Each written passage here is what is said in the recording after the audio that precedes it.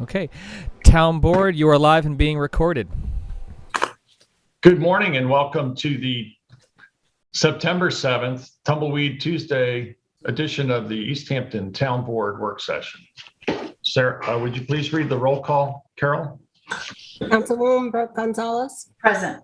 Councilman Lease. Present. Councilwoman Overby. Here. Councilman Bragman. Here. Supervisor Van Scoyac. Present. Please join me in saying the Pledge of Allegiance. Pledge allegiance to the flag of the United States of America, and to the republic for which it stands, one nation, under God, indivisible, with liberty and justice for all.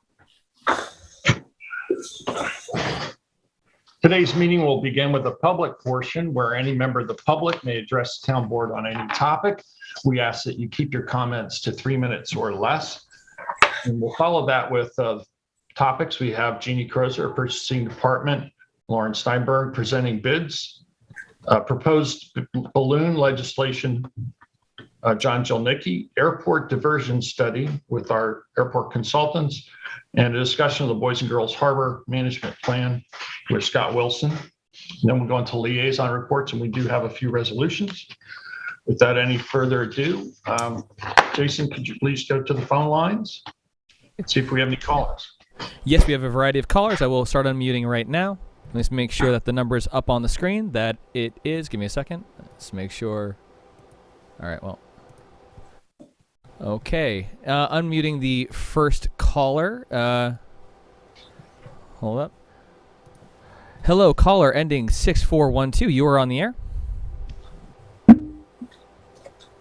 1 second. Let me unmute again. Good morning, Town Board. Can you hear me? I think I'm unmuted now. Yes. Hi, Rona. Can you hear me? Hi. I'm calling as chair of the Amagansett Citizens Advisory Committee, of which, Peter, you are our liaison. And I'd like to read a letter to the Town Board from the Amagansett Citizens Advisory Committee. At its meeting of August 9th, the Amagansett Citizens Advisory Committee recommended the Town Board work with the town attorneys to quickly and diligently prepare stronger town code guidelines, which involve a moratorium on house size and many subdivisions that are occurring in all East Hampton hamlets, and especially in Amagansett. Half-acre B residential should not be over-restricted, but evaluated for subdivisions that are occurring frequently in East Hampton and especially in Amagansett. There should be cutbacks on larger lots, starting with a 1 acre residential. It turns out that our town gross floor area and coverage requirements are much more liberal than other surrounding towns.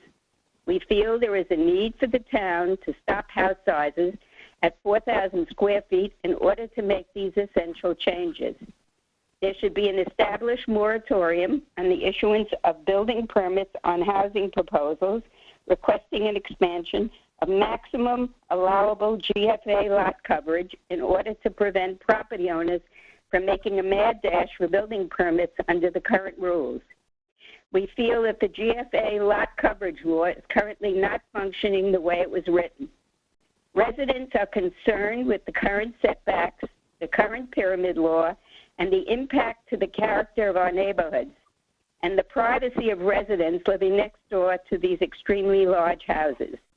We support a stronger code change, setting specific standards, which will only strengthen the guidelines for planning, zoning, and ARB boards. This can clarify the process of building the building process for all applicants and builders. We thank you in advance for making this happen. Whatever the town board can do to restrict density and overbuilding of our town is appreciated. Perhaps even at creating an overlay district in the lanes of Amagansett and Beach Hampton. These areas are being overdeveloped as never before, especially as older houses are being torn down and McMansions being built in their place. I will be happy to present a hard copy this afternoon to all of the town board members of our our letter, and I'm attaching a copy of the August 19th copy of the East Hampton Press so the town board can have a clear visual image of what's happening to our town. And we thank you for your consideration. Yeah, Rona, I just wanted one point of clarification. At the August 19th meeting, there was discussion about writing a letter. And then, as I understand it, the letter was then circulated, and the CAC hasn't actually voted to submit that letter to the town board yet. In actuality, it's been submitted. It's gone around. It's August 9th meeting. It's gone around via email twice. And been approved by the members. One or two had questions about, and all those corrections were made. So technically, it was approved by the CAC. Otherwise, it would not have gone to the board. Well, I'm just curious about that, because normally the process is that a letter would be submitted and that the board at their next meeting, which was my understanding at the August 9th meeting, would actually review the letter and take a formal vote as to whether or not to present it to the town board. So I don't think that took place, but I do appreciate you preempting it and letting us know what the content of that letter is. It sounds like they approved it, Peter.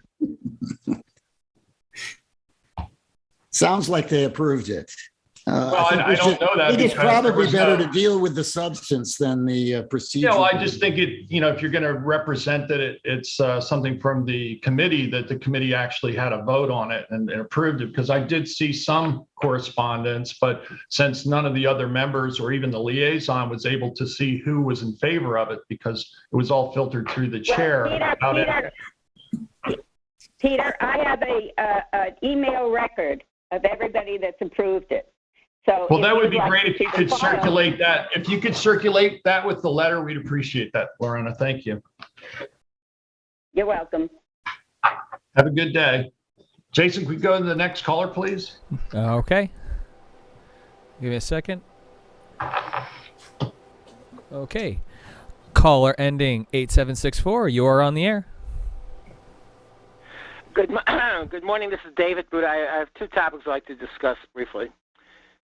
One, I am personally not in agreement with your decision, Mr. Supervisor, apparently unilaterally without a town board resolution to declare that you're going back 100% to virtual meetings without any opportunity for the public to choose to participate directly and to go and to appear in the town hall.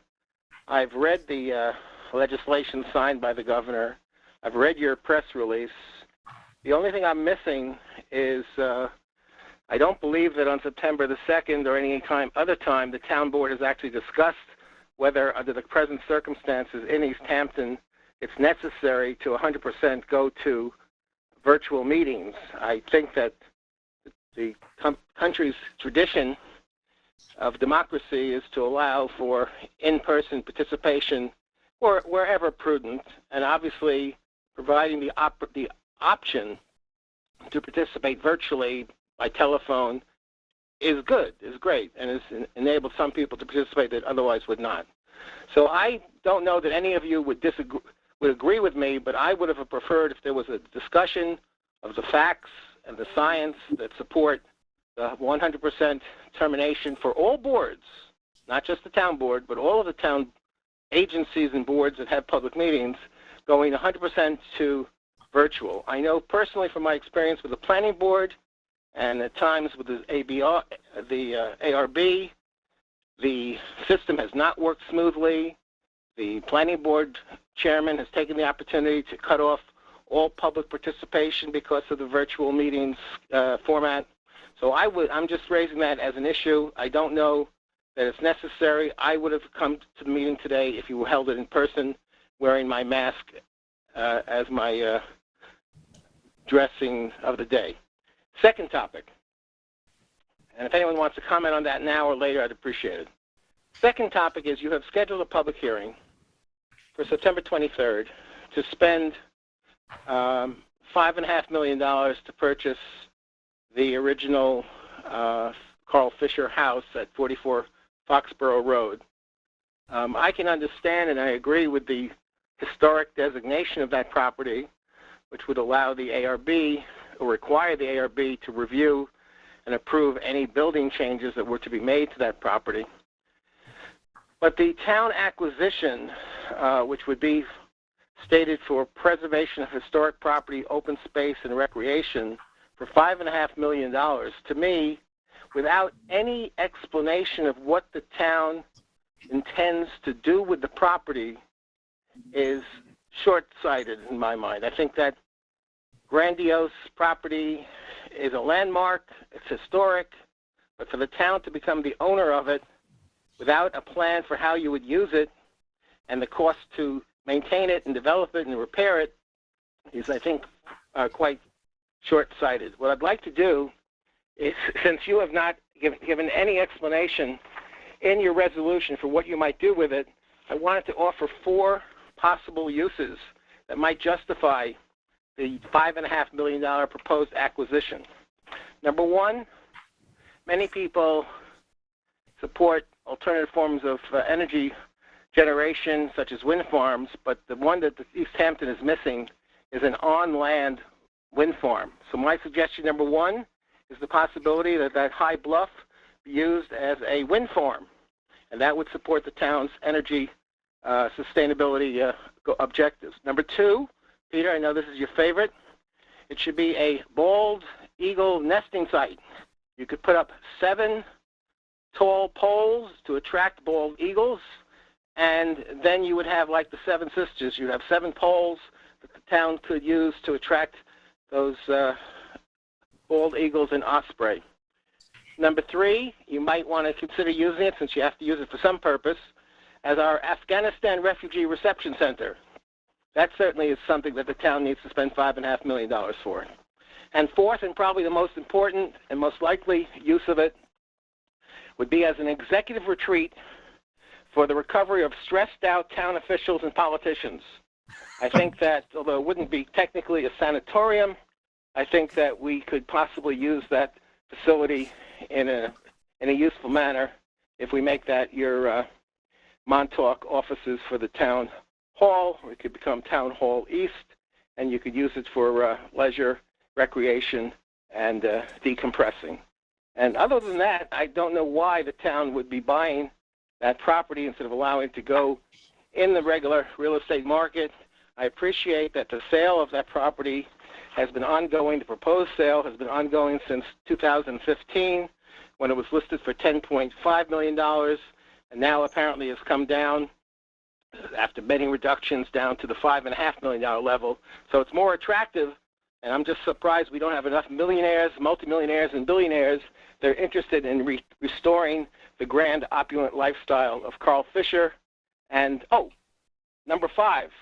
I'm sorry, I forgot number 5. In view of the history of Carl Fisher and his interest in car racing and the interest of Robert Aiken, who the prior owner who died prematurely, I think you might want to consider the town using it for a BMX track or for a roadster or go-kart track. It would be a beautiful place to have that type of recreational facility, and don't give that short shrift. I think that's something that you could use that property for. Thank you. Thank you, David. Jason, do we have any other callers on the line? That we do. I shall unmute now.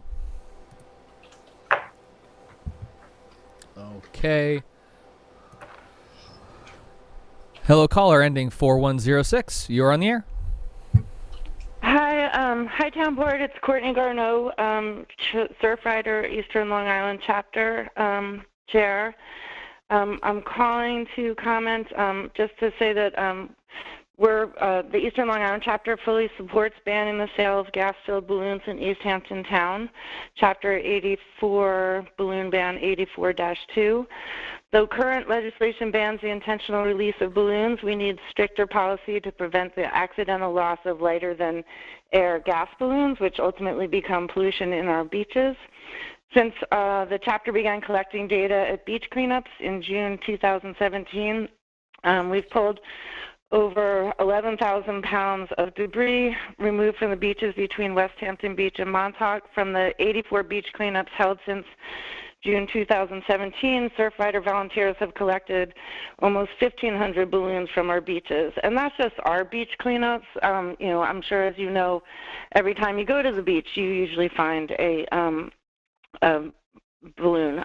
Helium and similar gases make these balloons more likely to get accidentally released and allow further travel into the environment. Balloons take hundreds of years to degrade, threatening marine life through entanglement or ingestion. Mylar balloons in particular also threaten utility supply. During the weekend of July 4th, 2017, a Mylar balloon came in contact with a transformer in Southampton Village, leaving over 1,000 homes and businesses without power on one of the busiest revenue-producing weekends of the year. Southampton town has passed a similar resolution, so we're just calling in to support this legislation. Thank you for your time. Thanks for the call, Courtney, and I want to thank Surfrider for all Surfrider's efforts to protect and promote the environment. Going on to the next caller. Yes, please. Hello, caller. You're on the air. Hello, caller, ending 3290. Oh, there you are. Hello. Yeah. Good morning, Town Board. This is Tom Bogdan calling from Montauk, New York. David Buddha, I agree with him about the quick message that you put out about cancellation of all meetings, but I also absolutely in 100% agreement with you about COVID and safety first. In all cases, it was the right decision to make. Unfortunately, it deprived Montauk of its own one and only time to be heard. Now, I know Montauk, and over the period of the last 2 weeks, awareness of the airport issue has skyrocketed. I would estimate there would be close to, or if not, 1,000 Montaukers to come to that meeting that you decided to cancel. Matter of fact, I called you last week. I was going to call you last week to beseech you to find a larger venue for the amount of people would come. It would far exceed the COVID meeting 2 years ago. It would even probably exceed the one about nightclubs and noise 4 or 5 years ago. I would have suggested a bit bigger venue so it could work. Now what we have is a number. We have a huge amount of unhappy, threatened people from Montauk who really want you to explain the issues to them. You have to see it from our side. In your past 3 or 4 meetings, you've solicited, welcomed, you permitted individuals from Southampton, Noyak, Bridgehampton, Sag Harbor, Greenport, the North Fork, Shelter Island, Queens, Nassau, West Suffolk County, et cetera, to publicly speak at your official town meetings, all demanding the closure of East Hampton Airport. You let them speak, you listened to them, you considered their words, you thanked them. Now it's our turn. Shouldn't Montauk have the same interest, the same respect to hear our words as these non-residents, non-constituents, strangers, outsiders? And by the way, you've had 3 studies so far. You've done a financial study that never even mentioned the word Montauk. 20% of the town was not even mentioned in a financial study.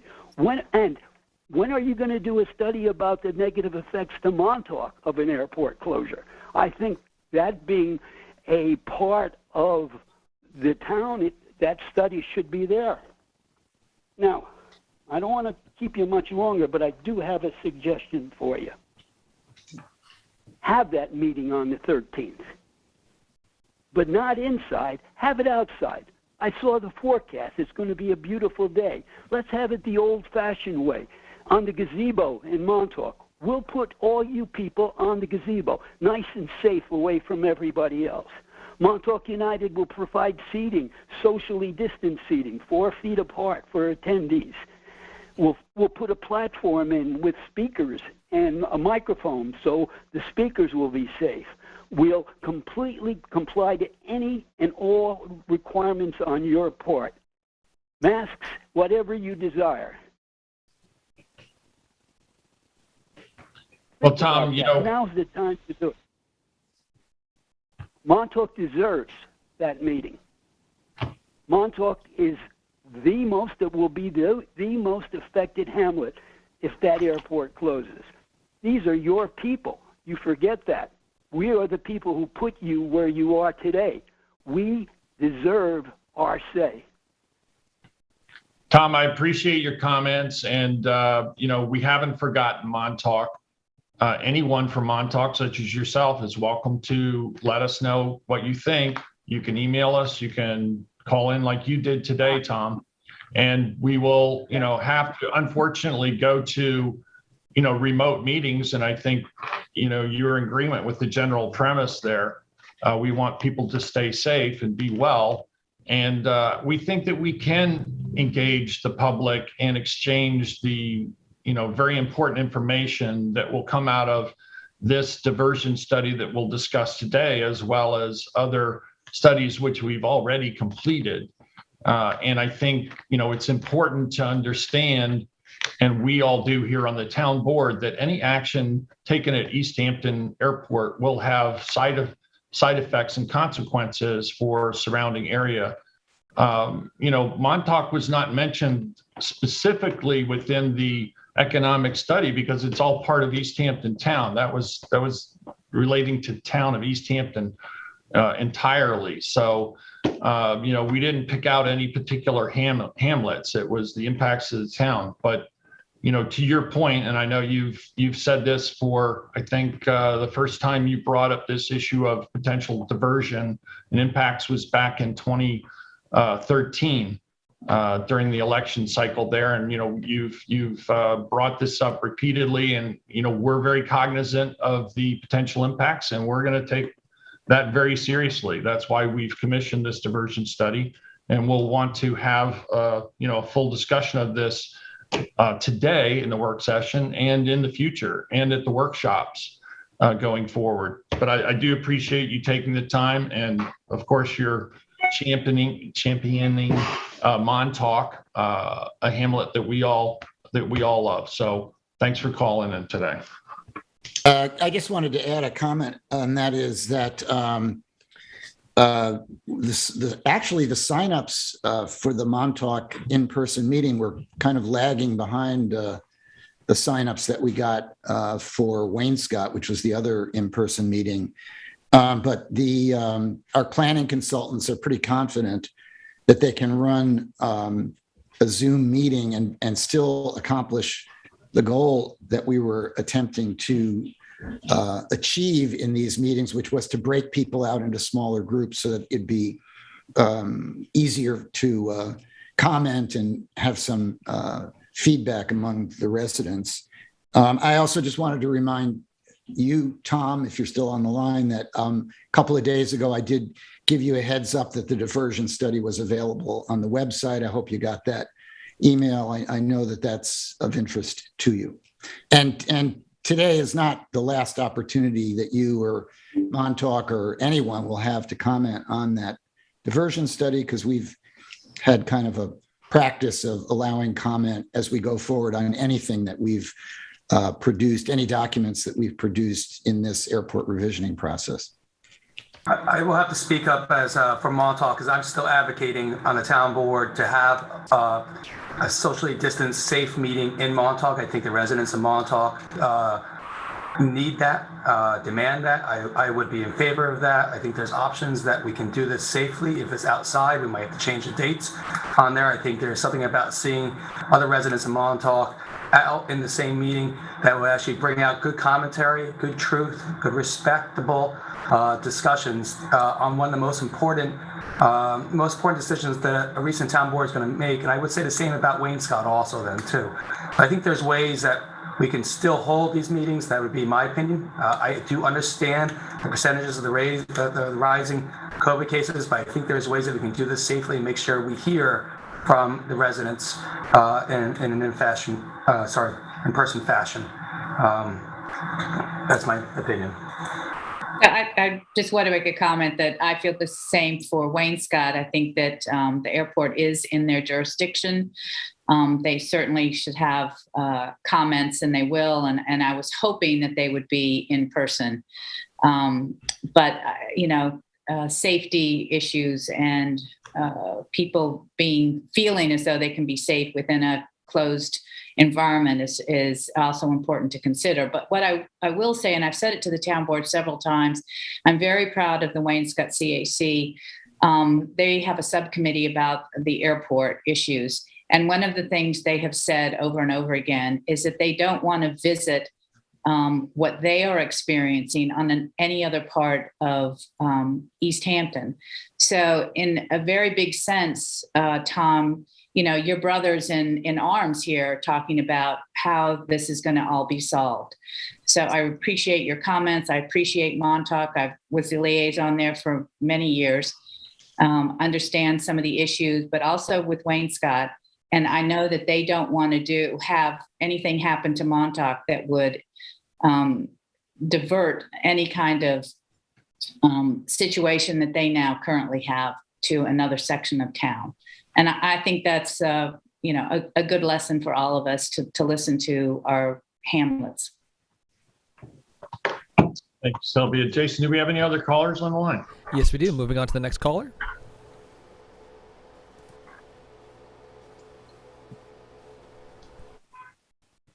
One second.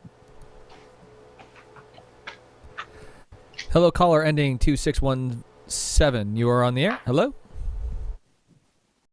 Yes, good morning. Hi, this is John Corain from Sag Harbor, representing Noyak Civic this morning to express our appreciation for being listened to.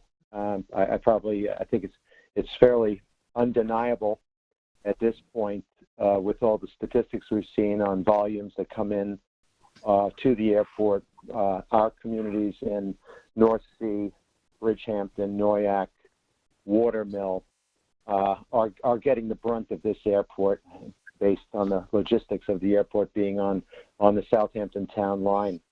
So I know there's emotions around this from neighbors out in Montauk, but I want to just say personally on behalf of our communities here in the town of Southampton, thank you for letting us be part of this dialogue. And I wish you continued luck and courage in making what no doubt will be a difficult decision.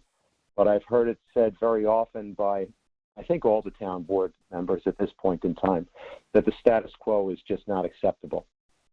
And after 20 grueling years of FAA control, it's almost hard to believe that within 3 weeks you as a board will have the power to take back local control and do something very, very good for not only your town, but I think all of the towns here on the East End, which have been suffering through this problem for far, far too long. So I look forward to participating in Thursday's sessions. I understand that it was the prudent thing to do given the COVID situation. And again, I'll end where I started, just by saying thank you. Thanks for calling, John. Jason, we have the next caller, please. Unmuting now. Thank you. Hello, caller. Hello, caller 6643. Okay, that sounds weird. Moving on to the next caller. Like a helicopter. Yeah, it kind of sounds like that. Kind of sounds like a rotary phone that's being dialed again and again. I thought it sounded like the bicycle where you put the playing cards with the. Okay. Now we're going back. Sorry, I dated myself. It's all good. All right, gonna unmute. Let's see. Okay. Hello, caller 7567. You're on the air. Hello. Hi, thanks for taking my call. It's Joe Sigilia from Springs. I'm calling, I agree totally with David Buddha that, we're obviously all very concerned about COVID, including the Delta variant, but many people are concerned about your press release, Peter, for a number of reasons. One, it doesn't seem to suggest why you've taken this action in particular, other than that you're allowed to. It doesn't tell us when or how you will change this decision. It's unclear if you're planning to have no public meetings until January 15th of next year again. It's also not clear that this decision complies with the open meeting law, which is being looked into. And someone more cynical than me might say that the only reason this was done was not for COVID safety. It seems like you may not be wanting to have people attend meetings in person for other reasons. Are you able to tell us all when you think this decision might be reversed and we'll go back to normal in-person meetings? So Joe, I mentioned at the work session last that I was very concerned about the uptick in COVID positive cases in East Hampton, which went from 10% to 13%. And with school preparing to reopen, I felt that it's important to send not only a message to the community that Delta variant is here and that it's spreading rapidly and that we need to keep our schools open, but that it's unnecessary to put the public at risk when we can conduct these meetings in a remote fashion like we did through much of COVID. I made that decision. I discussed it with the other board members. Board members, did weigh in one-on-one that they thought that was the correct move at this point. We will continue to, follow the positivity rate and what's going on within the community. And when it looks like things are improving, then we certainly will consider. I would much rather have in-person meetings, frankly. I don't think there's, a reason to jeopardize people's health when people such as yourself can easily call in and let us know exactly what you're thinking and make whatever comments you like. I don't think this is an impediment. In fact, we've seen a much higher engagement during the remote sessions during COVID than we did during in-person meetings. So, I think that indicates that, there's plenty of opportunity here for the public to engage with us and for us to engage with them without putting people unnecessarily at risk. Is there some particular positivity rate or other metric that would make you have meetings in person again? Well, I think it would have to decline, certainly, before we would look at that. It also depends on vaccination rates. We've benefited from, very high vaccination rates. The increased positivity rates may drop now that we're after Labor Day, and our population may be declining, and we'll have fewer tourists and visitors. That might have an impact as well, but we're going to continue to monitor that. I just think it's really important to keep the community's health, in the forefront. That has to be job number one here. Yeah, of course. Health and safety, for sure, of people affected by all the board's decisions are very important. Thanks, Peter. Appreciate it. Thanks for calling in, Joe. You be well. Moving on to the next caller. And let's see. Caller ending 6403. Hello. Hi. Hello, you're on the air. Hi, thank you. Yes, my name is Ann Eiper. I am from Montauk, New York. I do support Tom Bogdan's request to hold the Montauk-based meeting on the 13th in a safe outdoor location. The board must allow Montauk residents to show you and share with you their concerns and how devastating to Montauk the closing of the East Hampton airport would be. And I thank David Lees and Sylvia Olberby for supporting that possibility. Well, thanks for calling in, Ann. And I think, if you have the ability to watch the rest of the meeting when we get into the diversion study presentation, I think that'll be very informative as well as to, what potential changes could mean potentially for Montauk and other areas. So thanks for tuning I've read in. part of it already. Yes, I've read part of the diversion study already this morning, and it's making me nervous. Okay. Thank you for calling. Thank you. Moving on to next caller. And 1 second.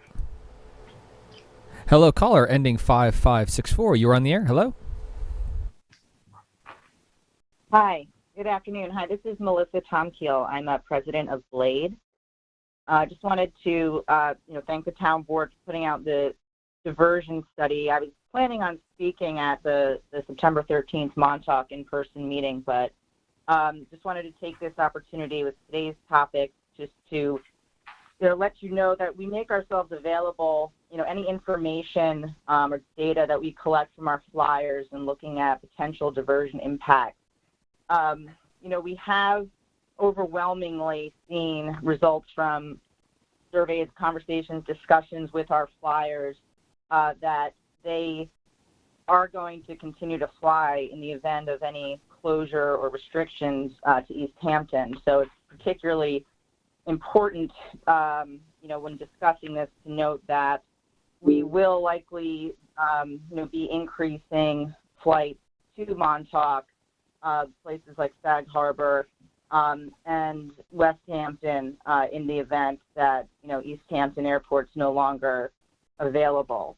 I also, wanted to make sure that, we are happy to discuss any sorts of compromises for noise abatement routes. We do believe, especially after this, busy season of flights with the noise abatement routes that were in place, that there is a lot of viability, feasibility to an all over ocean approach, particularly for all the helicopters. We believe this is something that we can enforce, at least for the Blade flights, which we work with a variety, a handful, I'd say the majority of the helicopter operators that use the airport. And we were really pleased to see the over ocean routing this season. And the third point, I'll be brief, but I would also welcome any opportunities to discuss and make sure you're aware of our efforts. We've made 4 public announcements recently about our partnerships with manufacturers of electric aircraft. These aircraft are silent in flight and they're zero emission. And, this is not something that's that far out in the future. We plan on starting to integrate these electric aircraft into the fleets of our operators starting early in 2023. So there's a lot going on that we're working on, and we see how hard at work you guys are, and just wanted to reach out, let you know that we're available, and we'll probably be participating more in these meetings. Thank you for calling, Melissa. Okay, moving on to next caller. Hello, caller ending 2866. You're on the air.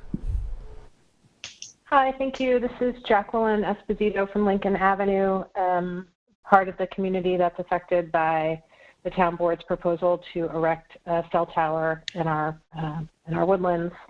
And I'm calling not on the topic of the tower today, but about the decision to no longer hold in-person meetings. Peter, we haven't agreed on much since I've met you, but I certainly agree that public health and safety has to be the top priority of town officials. I'm glad to hear you make that a priority. I hope you make it a priority in all your decisions. My question, I have 2 questions. One, I heard you say, Peter, that you talked with all of the board members about the decision to go virtual, or excuse me, I heard you say that you talked to board members. Can you confirm that you spoke with all of the board members in making that decision, or did you just all the board members are aware of this decision and supported it. In fact, some felt that pretty strongly that we should be consistent across our decision-making process and to include the upcoming airport meetings as going back to virtual as well. So, I think it's certainly important to get. That answered my first question. Yeah. I don't recall getting the email, Peter. I didn't send you an email, Jeff. We discussed it in I person. didn't recall having a discussion with you either. So are you not in favor of this decision? Are you not in favor of the decision, Jeff? No, you just said that you talked to all the board I members. did. You did not talk to me. So Okay, let's, well, you don't just recall. let's just be candid on that. Yeah, I recall. I have a pretty good recall on conversations that we have. Okay, so Peter, I thought you were at the work session. Thank you, Peter. Thank you, Jeff. If I could finish, thank you to both of you. Now, this brings me to my next question, and I guess we are sort of moving over into the tower discussion. It's critically important that all board members are engaged in a meaningful way with transparency so they can have input into town decisions.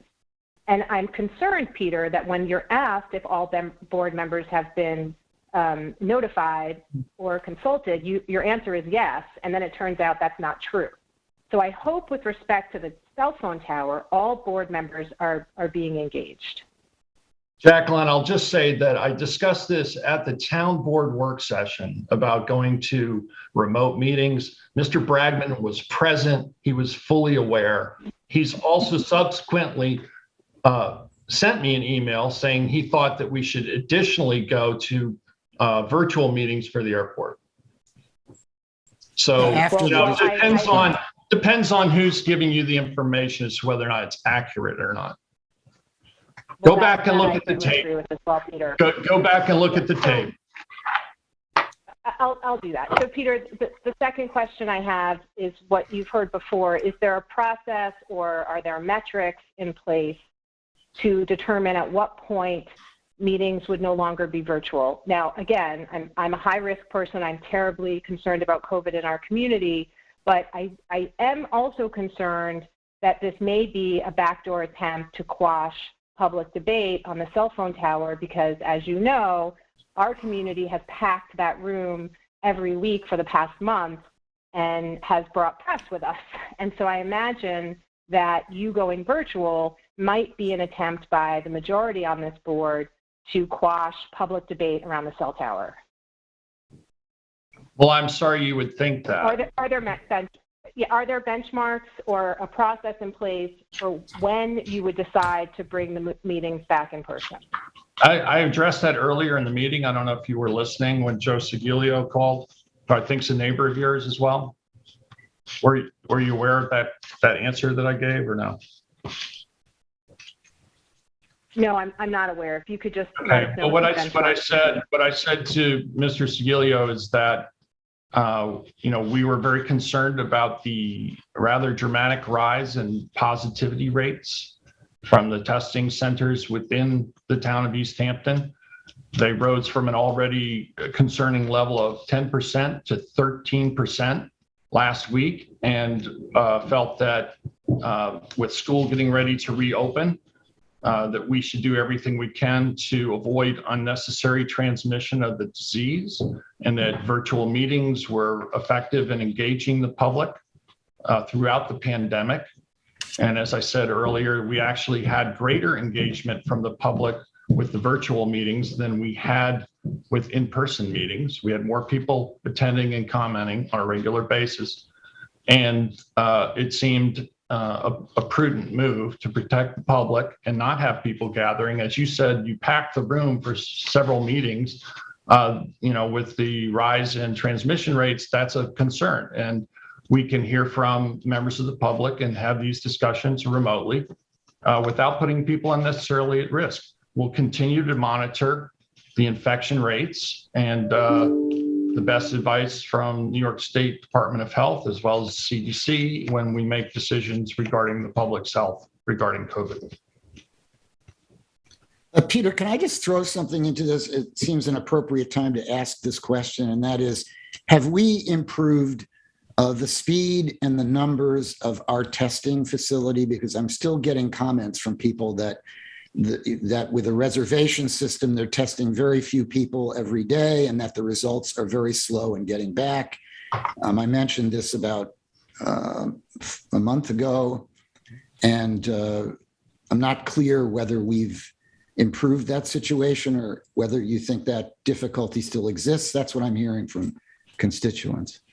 Yes, first of all, it's not our testing center. I just want to make it clear that this is done by a private entity on town property. We've helped to facilitate that. Again, with we brought them in. We chose the entity. We chose that. It's a license agreement. Are you done? Can I just finish my answer? Thank you, Jeff. It is not our testing facility. As I said, we helped facilitate it, and we provided a location, 2 locations within town for testing to be conducted. What we found was that due to the significant increase of transmission and concern over the Delta variant, that the number of people being tested suddenly spiked and really overwhelmed the capacity of the testing. I brought these concerns directly to the company, and they suspended walk-ups because they could not, in fact, keep up with the, they didn't have, they had more volume than they had capacity to process tests in a timely way. And as we all know, if you don't get results within a timely fashion, the results are in some cases irrelevant. This is an ongoing problem. We saw this earlier in COVID. There were no tests available at all here on the East End or in East Hampton, and we did facilitate that to occur within our community. I look forward to the day when we have a hospital satellite next door at Pantago, so that we'll have a established health center that could provide these kind of healthcare services. But currently, testing is somewhat limited. Some private providers do offer testing, but not everybody has access. I don't know if we're going to see the capacity volume issue improve. Again, now that we're past Labor Day, we may see a decline in the number of people trying to get tested, but we may not either, depending on how much this disease continues to spread within the community. I suspect we're actually going to need more capacity. I spoke with Robert Ross from the hospital this morning. The schools are now going back into session.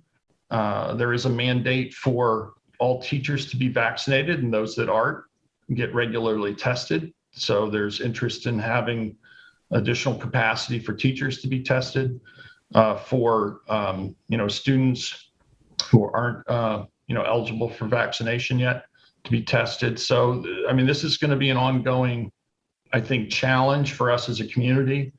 I've already reached out to additional laboratories to see about setting up additional testing within town. Enzo Lab is one, I can bring this to the board going forward. But this whole pandemic has been one that has constantly shifted our need for resources to be addressed. And I think that's going to continue until this is all over. We're just going to have to be flexible. We're going to have to move resources to address whatever comes up at that time. But yeah, it has been an ongoing problem when we've gotten surges. Testing has gotten backed up, and that's a capacity issue. I'm just wondering if this was a firm that David has some knowledge of, and I'm wondering if we could reach out to them. We've been in contact with them pretty regularly, Jeff. I had a meeting with all the principals on August 12th to discuss the concerns and capacity issues. We've had subsequent follow-up. I'll give in my liaison report the updates on positivity rates that we got from the company just this morning. So I think, did they go on? I'm sorry. Go ahead. As I said, did they give any indication if they could beef up their capacity?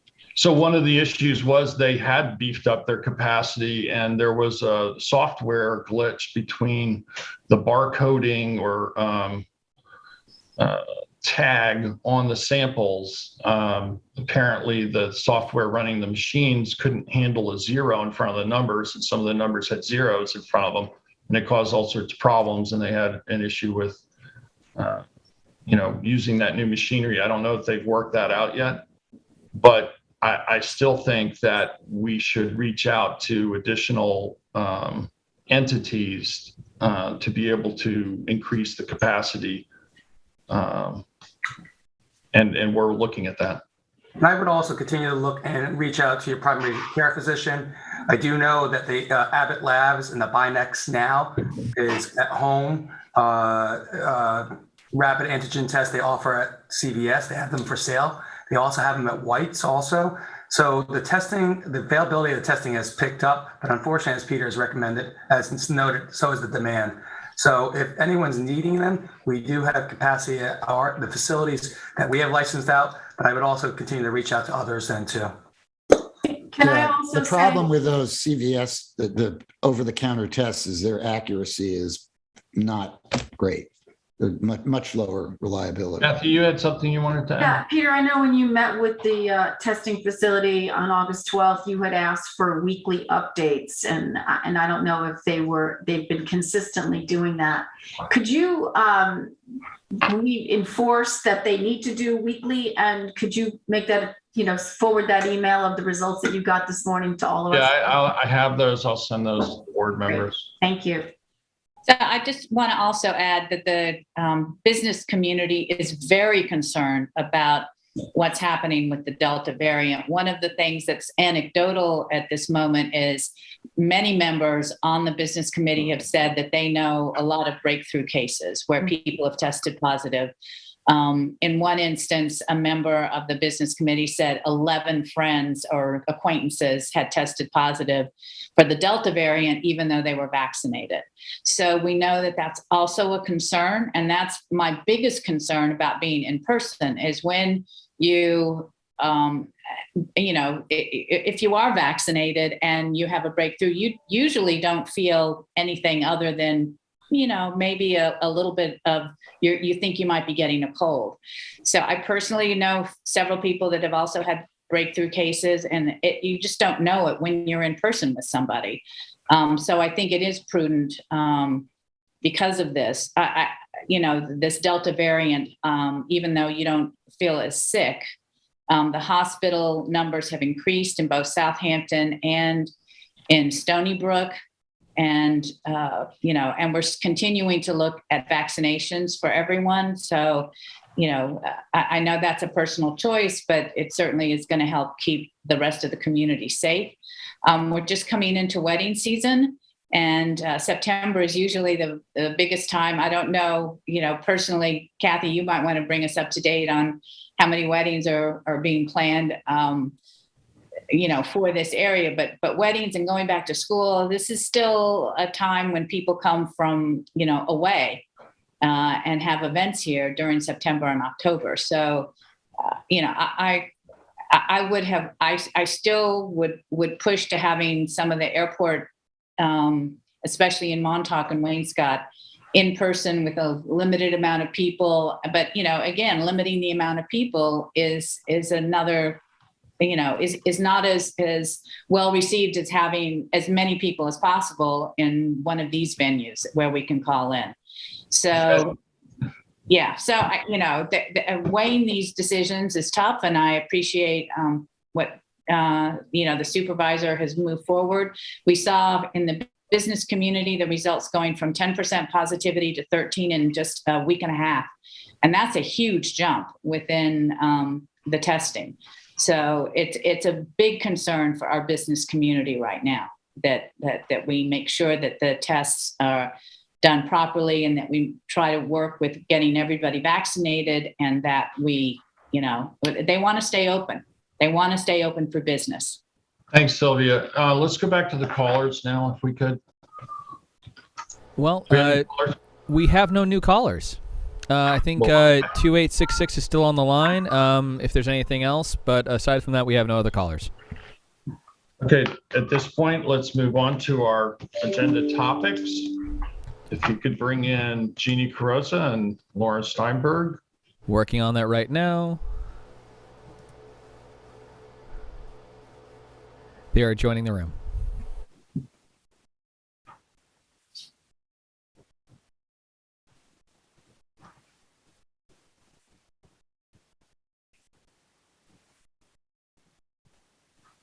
Okay, so I'm going to ask them both to unmute. Hello. Hello. Hi, good morning. Jeannie, how are you? And Good. Lauren? Morning. We are. All right. Short and sweet report today. First is to accept the annual drainage contract. The resolution is on for today. Area A and B would be Keith Grimes, and those areas are Wayne Scott and East Hampton. Area C would be Patrick Bistrian, and Area C is Montauk. Also, because of the changes in the meeting schedule, I had some resolutions that would be on for the 16th, but instead I'll move them to the 14th for bids that will be available on the 16th. And the two bids will be a rebid for the pollinator garden at the solar farm. And also we're going to be noticing the Westlake Comfort Station, as well as t-shirts, sweatshirts, and various uniform items. And finally, we did an RFP for the Green Heating and Cooling East Hampton Town campaign. And Lauren Steinberg is here from the Evaluation Committee with the recommendation for that project. Thanks, Jeannie. Yes, like Jeannie said, I just wanted to present the recommendation for that RFP. The town of East Hampton issued an RFP for installation partners for a green heating and cooling community campaign to assist the town in achieving its sustainability goals through increasing customer awareness of energy efficient and clean heating and cooling technologies through community-based marketing, outreach, and education activities, through enrolling home and business owners in the campaign, completing home energy audits, and supporting the installation of weatherization and efficiency measures and heat pumps, and through building long-term interest and demand for energy efficient and clean heating and cooling technologies after the conclusion of the campaign.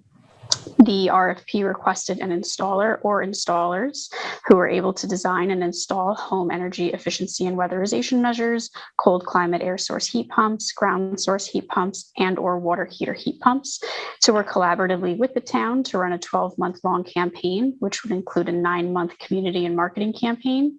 All leads gained as a result of the outreach campaign would be forwarded to the selected installers, who would provide services described in the RFP, including responsive customer service, a transparent pricing and financing structure, and turnkey designs and installation services for participating customers.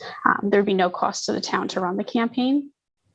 The town received 2 proposals, one from Green Team LI and one from Premier Group Instrumentation Machine Incorporated.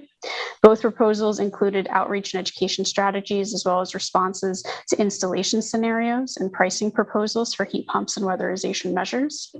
The selection committee reviewed both proposals.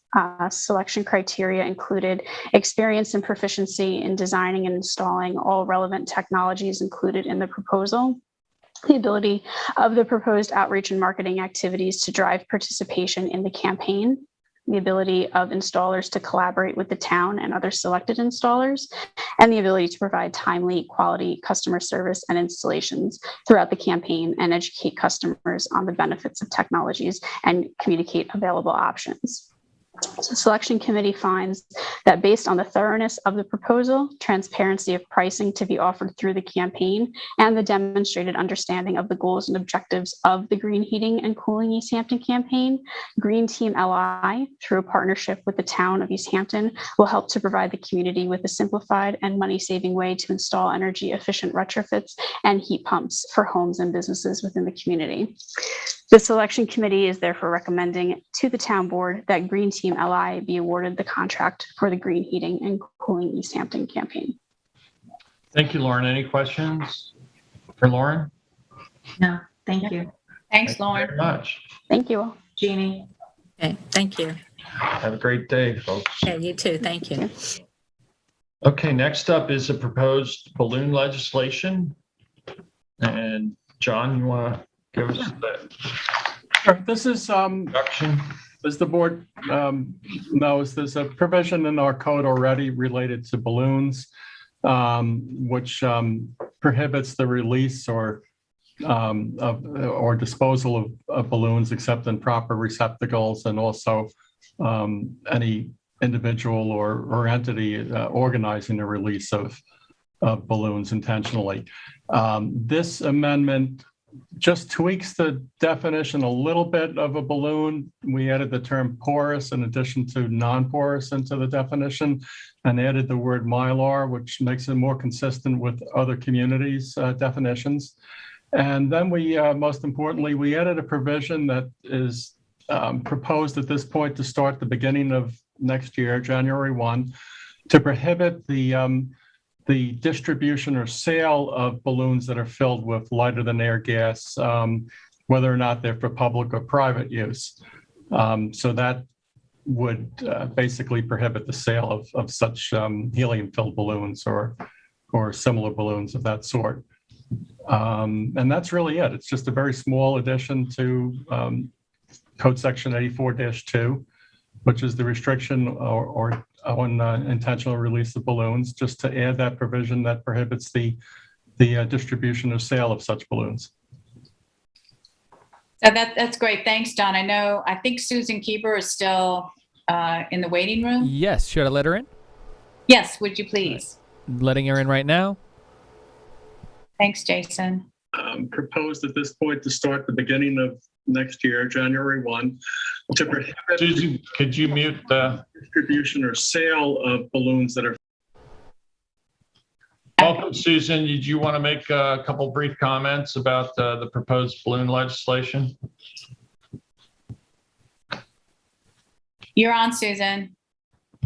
You have to unmute. I'm hearing. Yes. John's. Turn that down. Okay, just listen to You have to mute your. Okay, you know what? I'm sorry.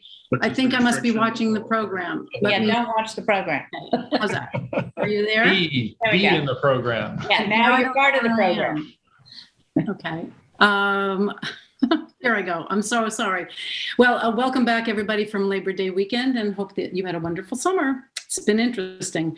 I'm going to make this short and sweet because I'm hoping I will see you again in a short time. But I'd like to let you know that since we last met in May and the East Hampton High School presented over 300 letters of agreement that the town of East Hampton should ban the sale and distribution of mylar, foil, and latex helium and gas-filled balloons, calling it lighter than air balloons.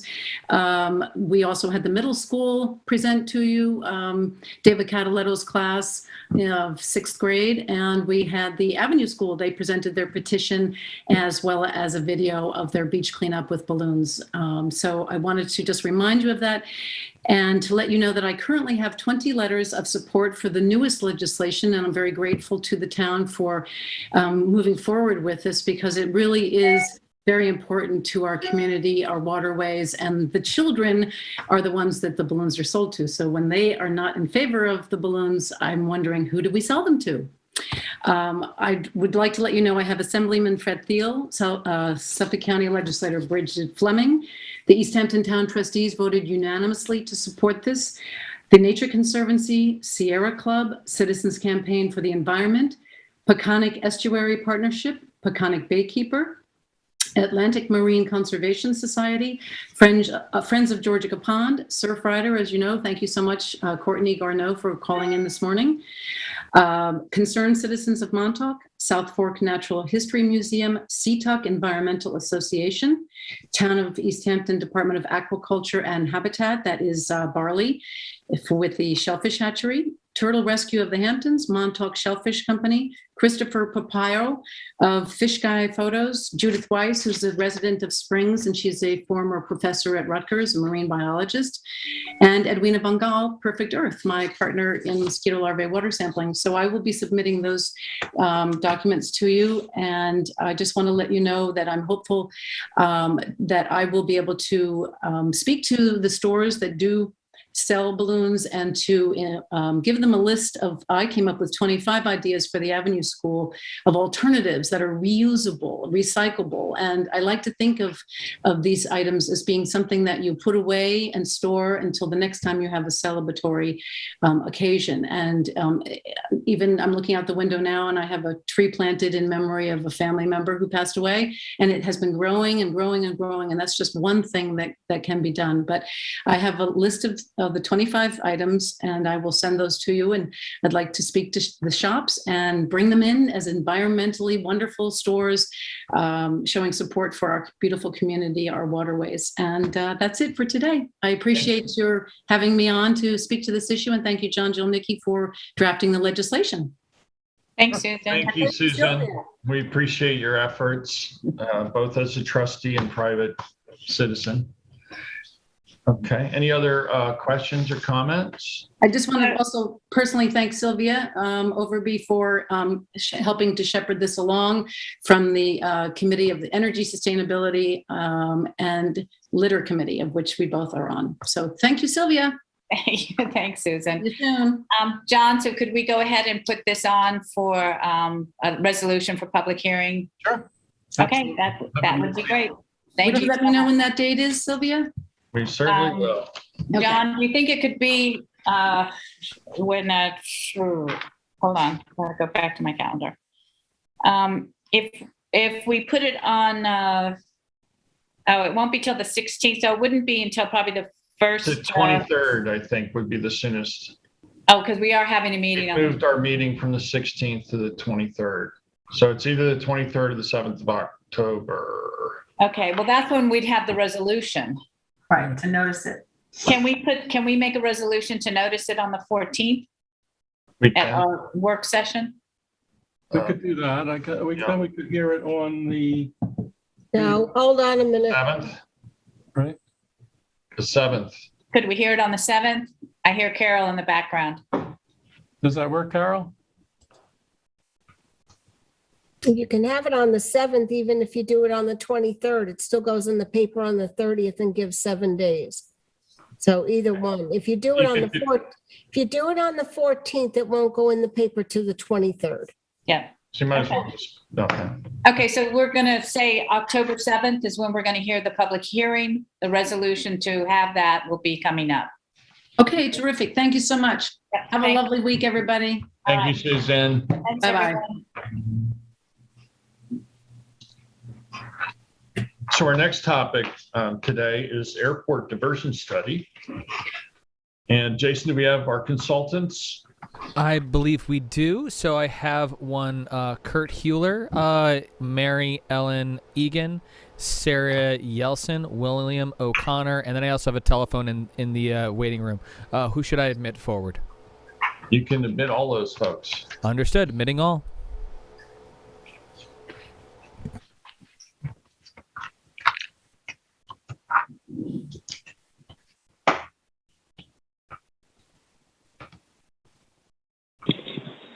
So one of the integral parts of our ongoing study and data collection for the airport has been a diversion study, because the town board appreciates and recognizes the importance of any actions that we might take to either restrict or close the airport might have on adjoining areas where we have particular concern, obviously, about Montauk, being that it's within the town of East Hampton, and we don't want to simply displace a problem that we already have on some other area of our town. So this has been something that we have taken a great deal of interest in. We have a number of individuals with us today to help present. And leading off, it will be William O'Connor from Cooley, our outside attorney. Morning. Good afternoon. It's afternoon already. just barely, Peter, but it's good to see everybody. Good afternoon, Mr. Supervisor, members of the town board. As we've done in past meetings, I just kind of wanted to go over where we've been, where we are, and where we're going with our ongoing work at the airport. I'm going to share some slides here, and then we'll be turning things over to HMMH to talk about the diversion study. So as the town board knows, and members of the public who are tuning in, we've had a series of work session meetings beginning in May of this year, to go over the economic issues at the airport, some of the operational issues in terms of traffic and types of operations. We've heard from our environmental consultant in terms of the carbon output at the airport, and then most recently we had a presentation from Lisa LaCorey and Peter Flinker about the airport property, the zoning and planning presentation. Today, we're going to have HMMH talk about the aircraft diversion study. That's going to take up the entire work session today. And then coming up, we have, as I mentioned last time, we did complete a passenger survey at the airport over 2 weekends in August. The results of that passenger survey will be incorporated into the work of our economic consultants, HR&A. And so that was a good exercise, and we yielded some very useful data. We've talked about our series of public engagement sessions. I'll cover that in the last slide. Noted that there will probably be some changes to the format of those meetings, but as for now, the schedule has not changed. A little bit on the HMMH study. What it talks about essentially is, what is the feasibility of aircraft diverting to neighboring airports if there were to be changes to the operation of the East Hampton Airport, whether that be some form of modified airport or closure. The way that HMH is looking at this is sort of the worst case scenarios, so we see what the outer bounds of the diversion and what that would look like at the surrounding airports. And it also takes into consideration sort of the more practical aspects of how people operate from the airport or use it as a transportation hub. Various road distances, traffic, and the like in terms of the desirability of those alternative airports. I mentioned the passenger survey and how we're going to use that data. We'll have some announcements soon in terms of timing for that. And then, as I mentioned, we have the upcoming public engagement sessions.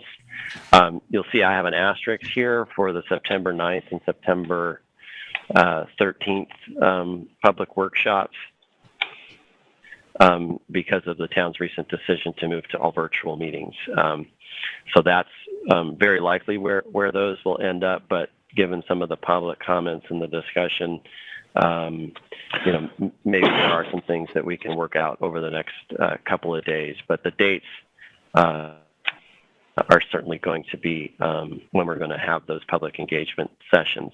And they are intended to be, as Peter mentioned, small group sessions that are facilitated through the work of Peter and Lisa LaCorey to make sure that we're, giving everybody a forum where they can share their input. So that's a challenge we'll have to work through as well in designing these virtually, but we've already looked at that format for 2 of the meetings that are already on the schedule.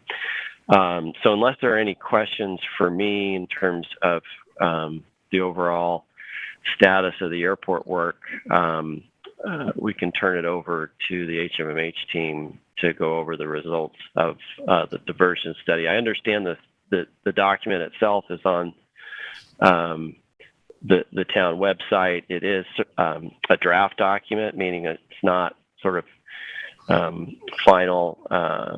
We're here to talk about it, get input, and at least present sort of the initial findings of the study today, but it should be available to the public to review and have available before these public engagement sessions coming up. So I will stop sharing my screen so Sarah can take over and drive. Thanks, everybody. Thank you, Bill.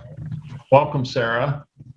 Thank you. Let me just share my screen, and I'll be with you in a moment. All right. think everyone can see my screen now. My name is Sarah Jensen. I am a consultant with HMMH, and I am also here with Kurt Halauer, who is one of our senior supervisor airspace consultants, and I believe our CEO, Mary Ellen Egan, is also with us. So just to give you a quick background of who we are, Harris, Miller, Miller, and Hansen, we are an internationally known environmental and transportation engineering firm. We were founded in 1981, so this is our 40th year of being in operation. And we focus on environmental challenges, specifically focusing on noise, airspace, and airport problems. Some of the stuff we are really known for is doing everything from a basic noise assessment for airports as well as for transportation, like roads and things like that. But we also get into unique airport concerns and problems. We work closely with several community working groups across the country and have worked with them as well as with the FAA and other stakeholders to figure out ways to support the airports and the community's concerns and needs and how to present those to the FAA and to other governmental agencies. Our involvement with East Hampton goes back pretty far. Mary Ellen has worked with you all for several years prior to this, and I think some of the founders may even have been involved in this East Hampton work. But since I've been here, I've been working with the airport on providing assessments for complaints and operations analyses. And my predecessor, Adam Schulten, also helped out with those. We go back to 2015 with that information. So that's all just to give you a little bit of background of who we are, what we do, and why we were working on this particular study for you. So this is basically just an agenda of what we'll be getting into during this presentation. First, I'm going to go over the purpose, why we're looking into this particular feasibility study of diverting airport operations to other airfields. I'll also touch on the airfields that we chose, as well as some airfields that we looked at but ultimately ended up not selecting. I'll then go over the data sources that we used, just kind of give you a background of what the information we used is, where it comes from, and why it's valid. Then I'll go into the method and the data reduction, how we process the data that we obtained to get to our results. Next, I'll talk about the results at each diversion airfield, what kind of operations each airfield could support from East Hampton traffic if the airport were to close or to otherwise restrict the operations. And then I'll briefly talk about some limitations that we looked at for East Hampton based on some of the restrictions that the other airports used. We looked at similar restrictions that East Hampton could potentially apply, and what would the impact on these diversion airfields be as a result. Finally, I'll just conclude with a summary. There's a lot of information in here, and some of it could get kind of complex, so I will be pausing every so often to see if anyone's got any questions, but if anything comes up and it's not clear, please feel free to chime in and just interrupt me. I think it's always best to just address questions as they come up, and that way we don't really lose the thread. So please feel free to step in if necessary. So the purpose of this presentation, airports that get federal funding from the government in order to develop and improve their airfields, they have to comply with certain grant assurances and other laws for a given period of time between the last year in which they received these funds. And so during those times, they have to follow those rules, and things like restricting flight operations, which has been one of the questions arising for this study. That's not necessarily allowed if you have received and used federal funding. However, the East Hampton's grant assurances, they expire this month, and so we were asked to look at how operations might change at other airports in the vicinity if, as a result of these insurances expiring, the airport might want to consider closing or otherwise limiting the operations. So really what we did here was we took historical operational data at East Hampton, and we looked at how other airports in the area might be able to reabsorb or accept the traffic from East Hampton. This really was kind of a twofold process, and I'll get a little bit more detail in the actual methodology sections. But really, we looked at it in two ways. One was kind of a quantitative way, where we said, could an operation by itself necessarily operate at one of these diversion airfields? And that's kind of a binary question, yes or no. Later, we started to look more into a capacity question as to, in aggregate, could a diversion airport handle all of these operations in addition to the ones that they already are dealing with? We also looked at kind of mode choice and passenger cost benefit analyses in a very high level fashion to see if operations would be likely to consider using one of these diversion airfields instead of East Hampton. So just real quick, does anyone have any questions about the general purpose of the study before I go on? Questions? No, Okay. go ahead, Sarah. Yeah. So the potential diversion airfields that we looked at were based largely on distance and the availability, the public use aspect of things. These airports were Gabreski, Montauk, Montauk, and Southampton Heliport. In this figure, you can see the four airfields. They are shown in orange, and East Hampton is in blue.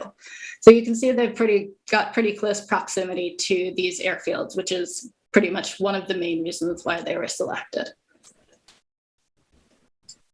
We did also look at several other airfields, but most of the other airfields, they're privately owned, and there's a bit of a difference in privately owned airports. They have a little more leeway, and actually, let's see, Montauk and Montauk, they are also privately owned, so that does mean they're able to put restrictions on them. These fields that we list here, they're private use airfields, which also means that you have to have permission from the owner in order to operate them. In addition, the first three fields, Rose, Westmoreland, and Foster, they're all pretty small in terms of runway, and their runways are all grass. So while several of the piston and lighter, possibly some of the lighter turbine turboprop type engines, aircraft might be able to operate there, definitely the jets would not. So that's a lot of the reason why we didn't really look at those. And also there's limited availability of data on privately owned airports, as they're not necessarily required to report their usage or their data to the FAA. So it would have been quite difficult to do any sort of meaningful analysis for these airports. So moving on to the data sources that we used several types of data to do this analysis. Most notably, we used flight operations data from the East Hampton VNOMS system. That's the Vector Noise Operational Management System. And that we use every year when we work with you to compile the operations and complaints counts. That provides data on all the operations at East Hampton. Some information that we get is who owned the aircraft, what kind of aircraft is it? The engine type, is it a turbine, is it a jet, is it a helicopter? It also gives us the time of day of operation and several other things. But for this case, we pretty much used the aircraft's weight, the time of operation, and the aircraft model and the engine type. We also looked at aircraft-specific data that we got from the FAA. There's a spreadsheet of data, the aircraft characteristics data, and that provides similar information as, it has takeoff and maximum takeoff weight information. It also provides some data on the approach speeds or the stall speeds that the aircraft have. Those are important in terms of helping to figure out the aircraft that could possibly be using the airfield during inclement weather. And where we weren't able to get that information from the FAA, we also looked at aircraft manufacturer data sites. Let's see, for the airport and airfield, we got data primarily from the FAA, but we also did use the airport specific websites for information as well. The FAA provides a Form 5010, which is the airport master record that's provided for every airfield that is publicly used. So that information, it provides the aircraft or some of the aircraft that are based there. It provides kind of a general idea of the annual operations, not always super current. Sometimes it dates back a few years, but it does provide us an idea of the number of operations that occur within a year. It also has the ownership of an airport, the runways and their surfaces, as well as their orientations, headings. And then it provides some information on potential restrictions that apply at each airfield. So for example, Montauk, there are restrictions associated with helicopters and jets. We also looked at aircraft instrument approach procedures, and these approach procedures, they're used when aircraft are flying in areas and times of less visibility. So if you were coming down through the clouds and needed to get down to the airport, but you couldn't necessarily see as you were headed down, you'd use an instrument approach procedure. And these provide lateral and sometimes vertical guidance for an aircraft to get to the ground in a more protected fashion, keeping it away from terrain, obstacles, and when you're under air traffic control, it keeps you away from other aircraft. So we looked at these, and they're enabled by sometimes ground-based, sometimes satellite-based, but they're always enabled by some sort of navigational aid. And depending on what navigational aid governs each approach procedure, there are different limitations on how the levels of visibility and cloud cover that you can use them in. So we looked at the limitations associated with these approach procedures in order to figure out were there any weather conditions under which a certain airport might not be able to be used. And finally, for the airport data, we looked at the FAA's traffic flow management system counts, or the TMFC data. That provides information on the number and type of operations that occur at each public use airport for a given period of time. So we looked at these TFMFC counts for the data period that we used. The data provided by TMFC captures aircraft that file flight plans. So they work with the FAA, are in contact with the FAA, and or show up on radar. So sometimes the counts don't actually agree with what's seen at an airport, and that was in fact the case here. So it provides us a general idea of the operations that go on at not only East Hampton, but the other diversion airfields. But there are some discrepancies, so that should be taken into account. We also obtained meteorological data from NOAA. Most airports or reasonably sized airports have weather stations on their fields, and they have hourly weather reports that you can obtain from NOAA. So that's what we did for these.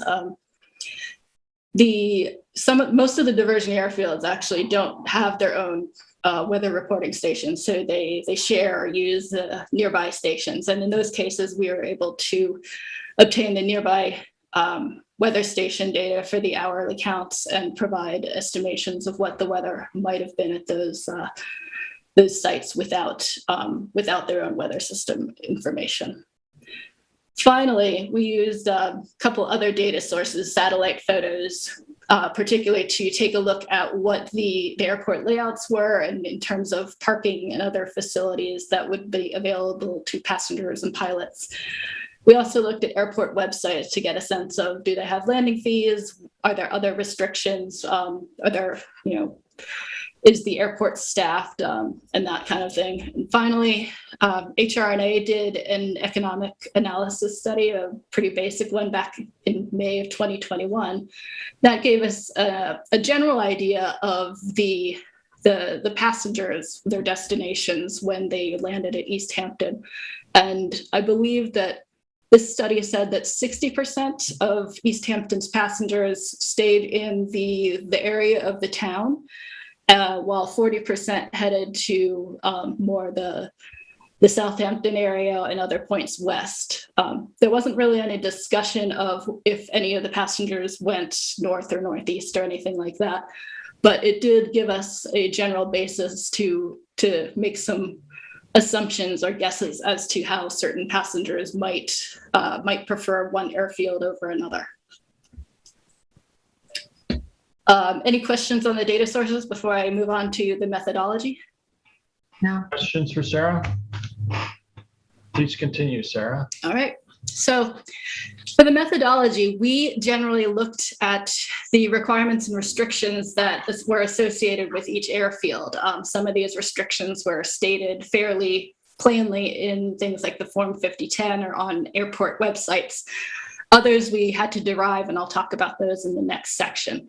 But really what we wanted to do was to figure out which operations could or could not operate at each diversion airfield. And again, this is kind of a binary question. And we looked at each operation kind of as it's on its own and not part of the whole bulk of operations that would result from diverting the entirety of East Hampton's operations to another airfield. So this is the quantitative aspect of the operations. And as I said, this is, just the yes or no question. After we figured out how many operations could feasibly operate there in terms of the yes or no, we then looked at capacity, kind of an estimate on capacity. And this is where the Form 5010 annual operations data comes in. Using that, we said, here's basically what we would expect that a diversion airport would be able to handle right now. And then we assessed whether the number of operations that would result from taking the bulk of the diverted operations that could operate at the airfield, what would be the percent increase to the capacity at that airport? And would that be even feasible? We didn't really have a lot of information on what the actual capacity is, maybe not the best word, since we didn't actually have any information on the upper bound for what sorts of operations, what numbers of operations an airfield could actually handle. But in terms of the operations it was handling currently, what would the change be, and would that be feasible or desirable? After we did that numerical analysis, we then just looked at these non-quantifiable factors that are kind of passenger or pilot cost benefit or choice questions that might affect the number of operations. And that we weren't able to really quantify, but it does provide some food for thought, so to speak, about what the likelihood that an operation would choose to use a specific diversion airfield rather than over either another airfield or just not happening altogether if it couldn't operate at East Hampton. Now we get into a discussion or an overview of how we manipulated the various data sources to come at the final result. And really the final result is to take the entire listing of operations at East Hampton, and for each airfield, and go through and cross off the operations that just could not occur for various reasons. And these reasons included, runway length requirements. Is a runway long enough or strong enough in some cases? If there was a turf runway, could that actually be used? We also looked at the weather conditions at each airport. Although everything is generally in close proximity to each other, the weather conditions might be slightly different based on different coastal systems, different fog conditions or something like that. And also because in some cases the weather information isn't specifically located at the airport, the actual conditions that were seen by at the airfield might have been different than the weather estimate. So that is a little wrinkle that wasn't necessarily dealt with, but should be noted. We also looked at crosswind estimates. there's when the aircraft like to take off into the wind, and the best situation is when the wind is aligned with the runway. So when the wind isn't aligned with the runway, there's necessarily a perpendicular component of the wind that blows the wrong way across the aircraft. And most aircraft are able to handle up to a certain level of crosswind estimates, and often a lot of pilots have their own crosswind limitations too. So we looked at what a crosswind might be at each airport for each day and compared it to crosswind component maximums or limitations that aircraft airframes might be able to handle. And if an aircraft wasn't able to handle the crosswind component at an airport that day, we considered it not to have happened at that airport. Finally, we looked at touch and go operations and aircraft parking needs. Montauk forbids touch and go operations, so we wanted to figure out what operations would we consider a touch and go operation, and we got rid of those when needed. And also we looked at aircraft parking needs. Some of these airfields have pretty limited parking capabilities, not much, square footage for aircraft parking. So if that was the case, we wanted to figure out what aircraft needed to park and for how long. The next few slides just kind of go into a little bit more detail on how we did these calculations. The runway length requirements in an official capacity, runway length requirements are determined based on information provided in aircraft-specific operating manuals, as well as the certification of the pilot, who's the general aviation or more of a pilot for hire, as well as the flight type. Is it a GA flight, or is it a charter flight or an air carrier flight? All of these have different requirements on what kind of runway lengths they're allowed to use and accept, varying in different levels of restriction. And to get into this is beyond the scope of this analysis, mainly because it's a really onerous lift in terms of the data collection, data reduction effort. So instead of this, we used the runway length requirements for airport design found in the FAA's AC 150 5325-4B as a proxy. This basically gives some tables that inform airport designers and other people designing fleet mixes for various airports, what aircraft could reasonably be expected to use a runway for a certain length and a given temperature and a certain type of aircraft. So it uses the airport altitude and temperature, the average temperature of the hottest month, as well as factors like airport approach or aircraft approach speed, takeoff weight, and passenger numbers to approximate the runway length. That's all to say this is really a proxy, and in some cases there are aircraft that, in theory, according to this method, actually wouldn't be able to operate at East Hampton or some of these other airfields, but in fact they do. And that's largely, partially because not all aircraft necessarily operate at the max takeoff weight, and also just different configuration settings or different pilot, tolerances for risk. In some cases, they might operate in an airfield that another pilot might not. So that's really me just saying, let's caveat this and say that this estimation of runway length, it provides a good enough approximation of what aircraft would use the runways at the diversion airfields. So for the weather conditions, as I mentioned, we were able to get historical hourly daily values for wind speed, wind direction, cloud cover, or ceiling, essentially, which is the height above the ground that a cloud layer exists, and visibility at several of these airfields. For East Hampton and for Gabreski, they have their own weather stations. So we were able to use their data.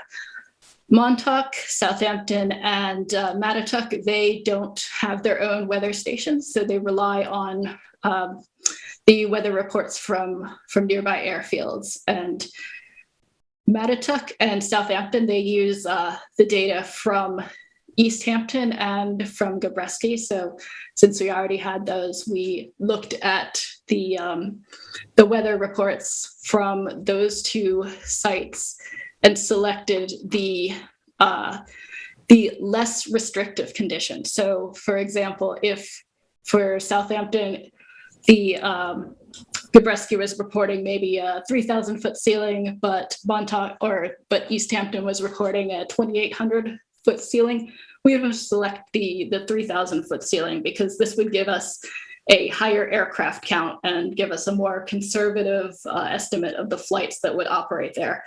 If I were operating there and had a choice between the two as a pilot, I would probably choose the more limiting condition based solely on safety and personal limits, but that would also largely be dependent on what the actual conditions were at the airport. So again, this was largely a proxy, but I did want to explain that we erred on the side of getting more flights that would divert to these diversion airports, just so we'd be able to say we really looked at the most conservative case, or as much of a conservative case as we could.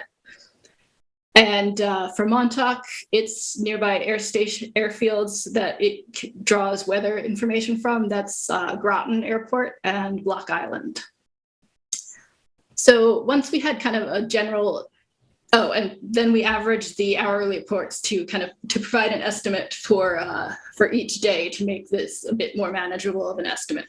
Once we had these daily values for wind speed and wind direction and ceiling visibility, we were able to make an estimation of the weather conditions for that airport for that day.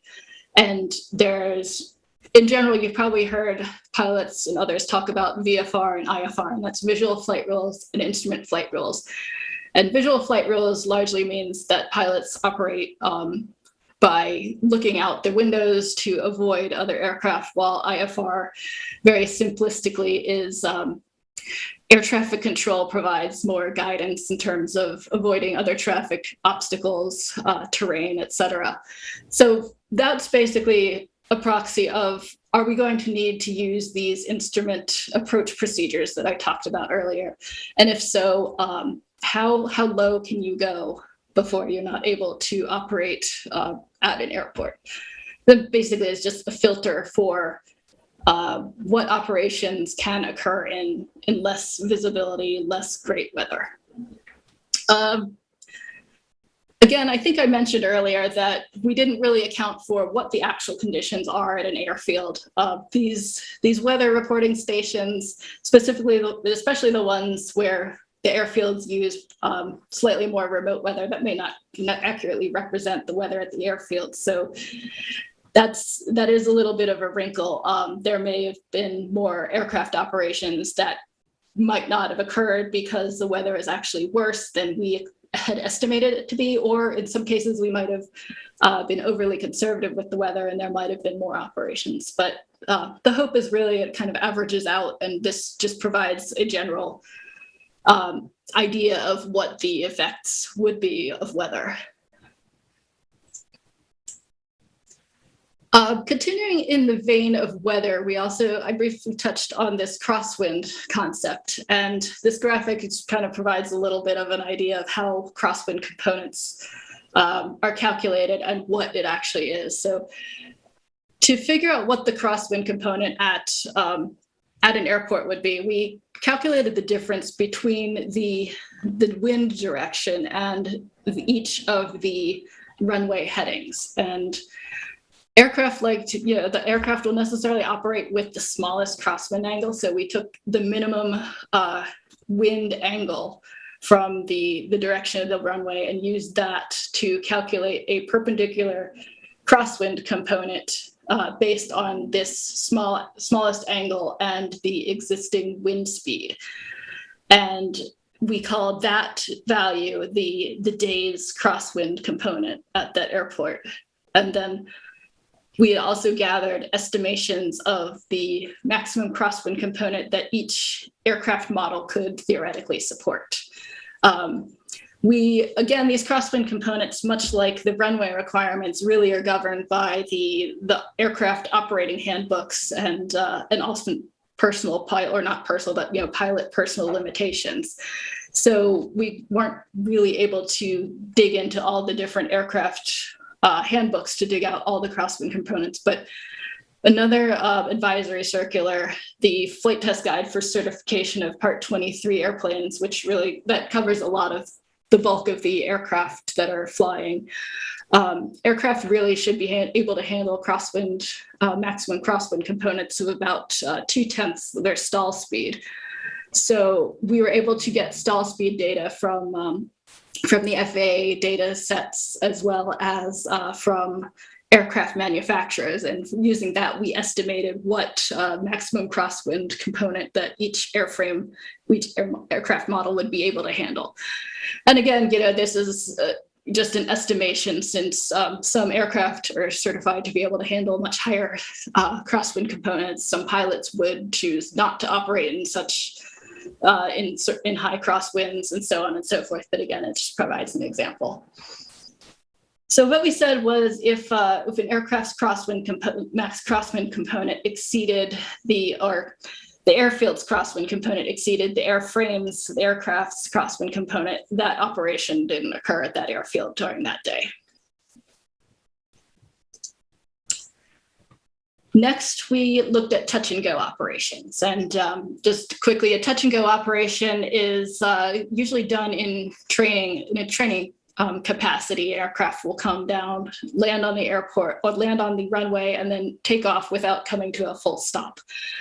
So those are not really approved at Montauk. So we wanted to be able to filter those out properly. And we defined a touch and go operation as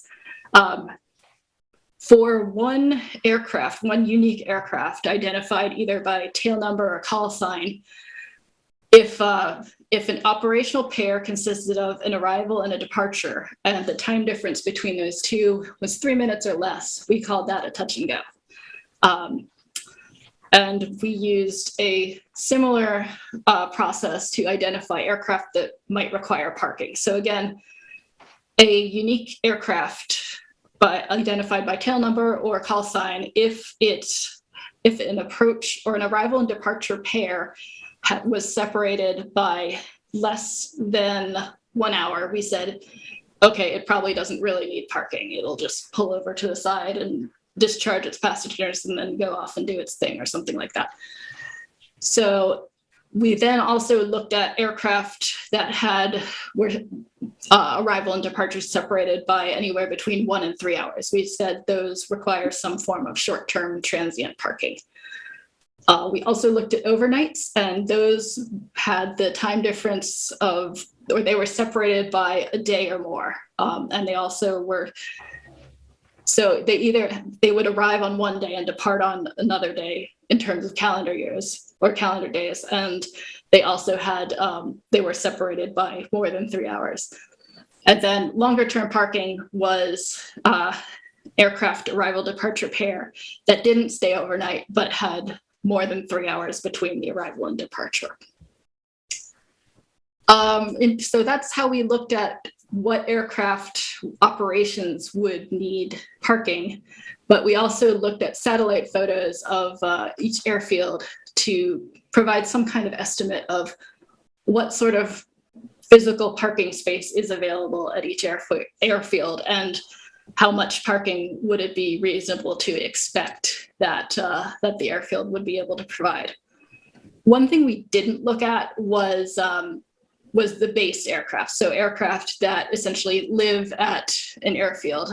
East Hampton, I know I think they have about 55 aircraft that, according to the FAA, the Form 5010, are actually based at the airfield. So this parking analysis didn't really consider that, since we weren't able to filter out the aircraft that were based there. So the numbers that would have to go elsewhere because of these parking requirements do include those aircraft, and that skews things a little bit.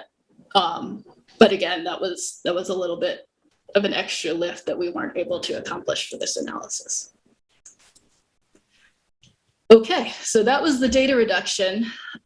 Next, we get into the results, but first, any questions, comments on the data reduction bit? Any questions for Sarah? I just reached out to Jim Brundage. I believe we've just got more than 50 based aircraft. For some reason, I think it's more like 200, and that it could be a seasonal thing, you know, but I haven't heard back from him yet. Sure, yeah. And again, you know, that's based on possibly imperfect data from the Form 5010s. I'm not entirely certain how often they get updated, but I had more than that, but I had a smaller number than I had talked to Jim Brundage about that too. And my notes show that he thought there were 114 base. Okay. But I understand what you just said, Sarah, that it's an estimate from a document that you got. Yeah. And granted, you know, that's still just, I guess that just bumps up the number that are necessarily unaccounted for and would still remain at the airport, even if we'd restricted parking or anything like that. Anything else? No. Please continue. Okay. So before we dig into the results for each of the diversion airfields, I just wanted to provide a bit of a level set for the operations and the data that we used from East Hampton. We used 3.5 years of data over a disparate periods, 2015, 2017, 2019, all the full calendar years. Then we also used 2021 data up through the end of June. In this set of data, we had 98,373 total operations, which comes out to about 28,000 operations per year. And I'm sure, as you know, it's mostly helicopter and piston aircraft operations. The piston operations are over a third, while helicopter operations are almost a third of the operations. We were able to find out that 20 aircraft models account for nearly 70% of all operations. Again, these are mostly piston and helicopter operations with a few jets and some turboprops thrown in. Of these top 20 models, the top 10 of them account for about 50% of the operations. And again, mostly piston aircraft.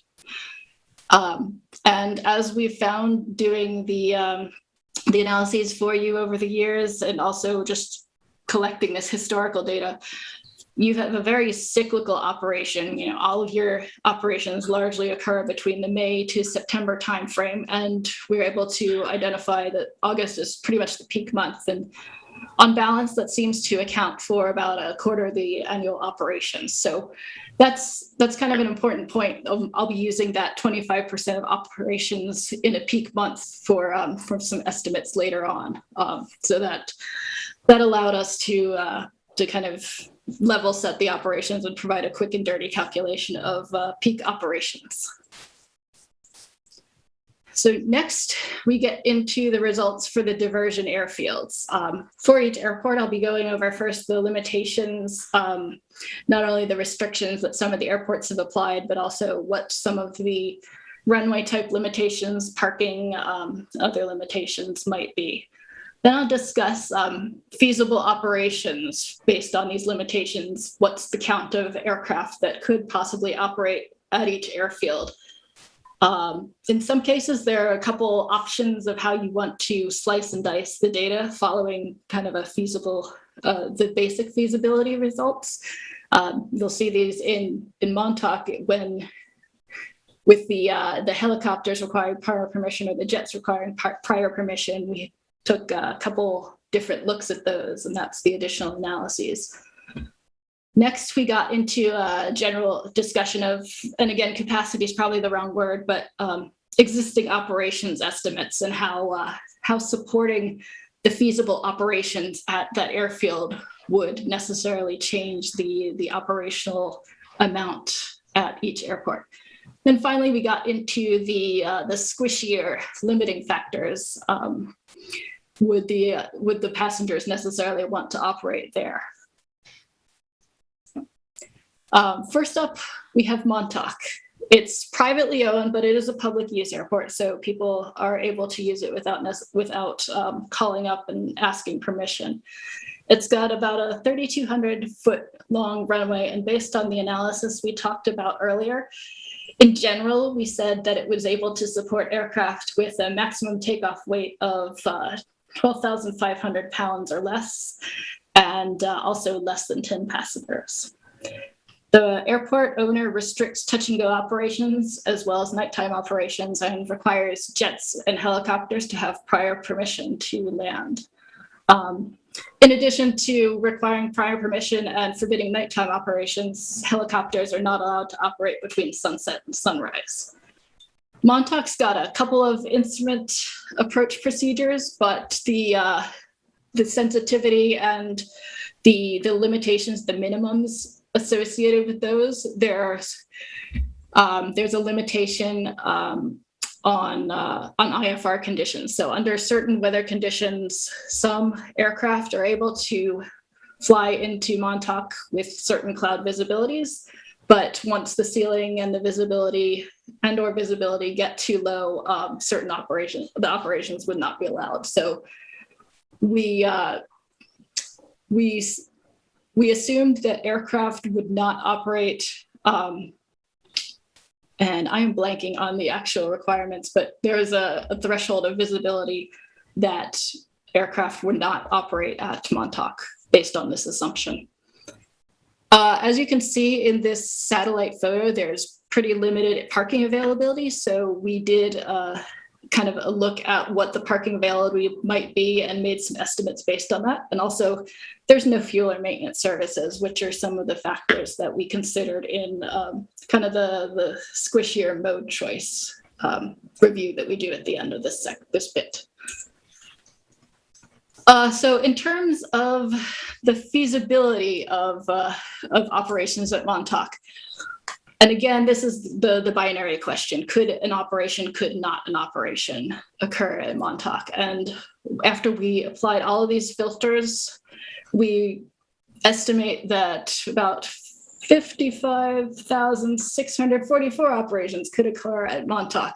And on average, that's for the entire 3.5-year data set. So that would be an annual average of almost 16,000 operations.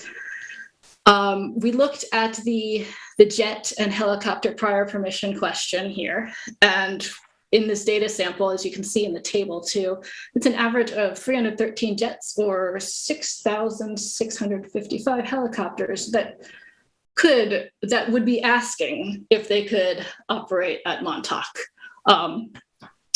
This is where things get a little interesting. Based on the flight data counts from the FAA's TFMFC, helicopters, they represent approximately 4% of the traffic there, and jets 0.5%. And like I said before, the TFMFC, that counts operations that have filed flight plans and or show up on radar. And in some cases, I would expect that helicopters would maybe not show up on radar due to altitude, and some, depending on whether they may or may not have filed flight plans. So these numbers may entirely be off base, or they may be somewhat representative. It was a little unclear, but we couldn't find any other sources that provided us fleet mix information. So this is what we went with. So based on this, we used the idea that 8,931 operations, piston and turboprop operations at Montauk, and said, okay, if helicopters represent 4% and jets are 0.5%, then the piston and turboprop count that represents 95.5%, and backed out the numbers accordingly. So from that, we said that, okay, Montauk might be able to expect 374 helicopters and 47 jet operations annually would request permission and be granted it. So that would give us a total of 9,351 annual operations per year that might be asking to use Montauk if East Hampton were to close or restrict all operations and all of them went to Montauk, that's how many could operate at Montauk.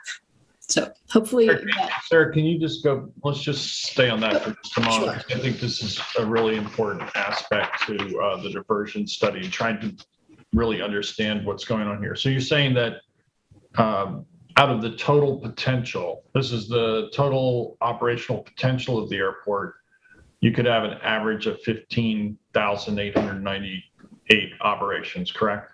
Yes. So if let's just say East Hampton Airport closes, what is the operational maximum that Montauk could facilitate? That's the number.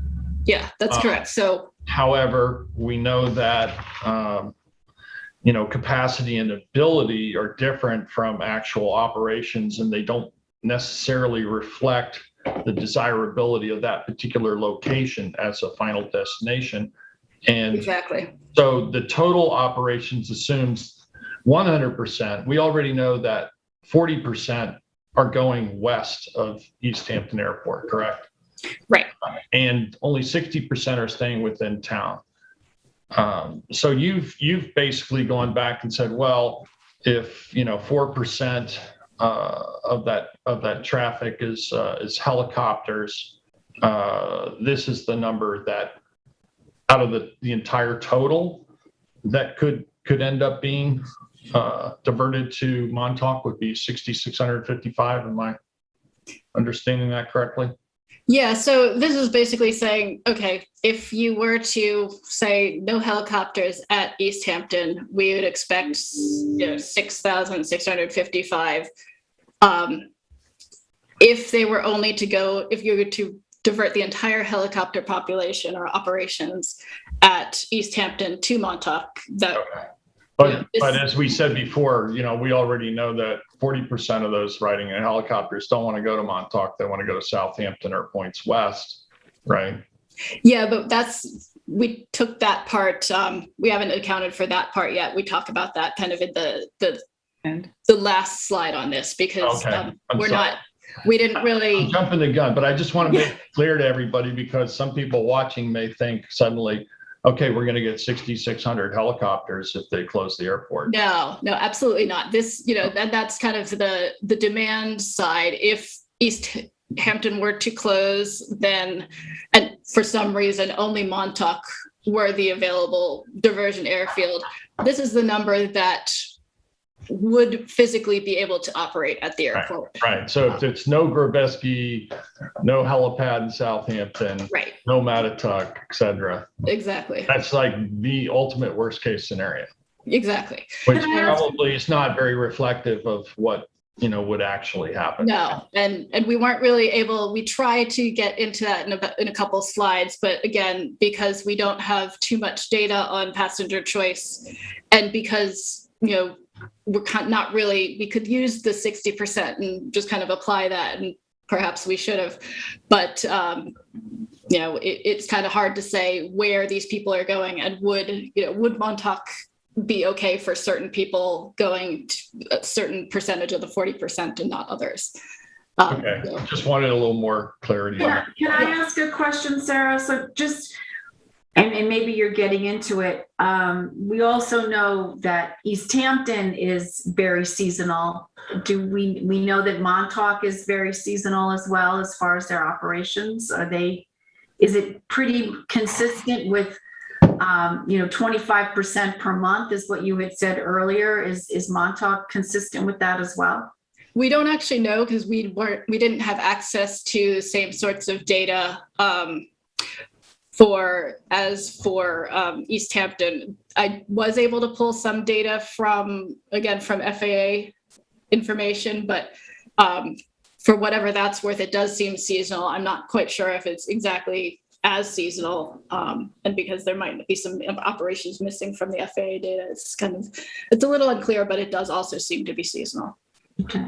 I don't know, did we speak to their airport manager, so to understand how do they keep track, and do they have a similar VNOM system or anything that they're using internally in order to do landing fees and things like that, where we could get maybe richer data? It's entirely possible. We did not speak to them. I think it was more for privacy concerns and not tipping our hand. But yeah, we did not reach out to them, though it's certainly a good point that we could have done that. Sarah, can I ask about touch and goes and Montauk Airport? So you've defined a touch and go as being on the ground up to 3 minutes and then leaving. So because Montauk Airport has absolutely no facilities, they wouldn't be, getting fuel there or servicing their aircraft there. What is the assumption of a touch and go when a helicopter lands? So helicopters, I guess we didn't really look into touch and goes for helicopters quite so much. I think that probably would be some practice, but I guess the short answer is didn't really look at that. But I would assume that would also be banned in terms of a down and up kind of thing. If you're talking about the duration on the ground, I would probably use about the same thing, but then helicopters, you'd probably want to get into, sometimes they practice, hovering and things like that. So they might not even land, but still kind of have the negative impact of a touch and go noise wise. So Montauk already has a limitation of no touch and go. So, so it's not expected that those operations are occurring now or would going forward, right? Right, and we did filter those out for this estimated data set for Montauk. Okay, so the touch and goes didn't apply at all to a helicopter. No. Okay, just checking. Just wanted to make sure I understood it. All right, is that something then? I'll say Blade has been running some ads recently in all the New York arenas where, one passenger goes from New York City to the Hamptons. He jumps off and then, that's one person getting off. And then and it looks like it's the heliport in Southampton where they filmed it. And then they leave. Is that, if that's considered a touch and go, then I think we need to clarify that for Montauk's purpose. So did you I guess the question is, Sarah, did you break out those aircraft? Are helicopters included in those aircraft that were 3 minutes or less on the ground? I probably did include them just because I assumed that if a helicopter was loading and unloading, it would be longer than 3 minutes. So typically, I don't think that's the case, that when a helicopter lands, it's there for at least 3 minutes unloading, I think, don't the blades wind down? I don't think they keep spinning, do they? I don't know. Well, I guess that's something we can Okay. follow up. We'll put an asterisk by that. Yep, thank you.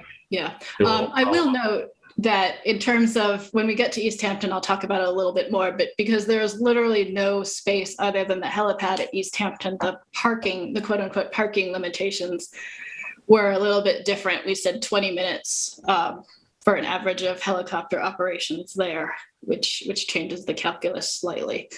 But it was an edge case. Any other questions? No, I just texted Jim and asked if helicopters do touch and goes, and he said no.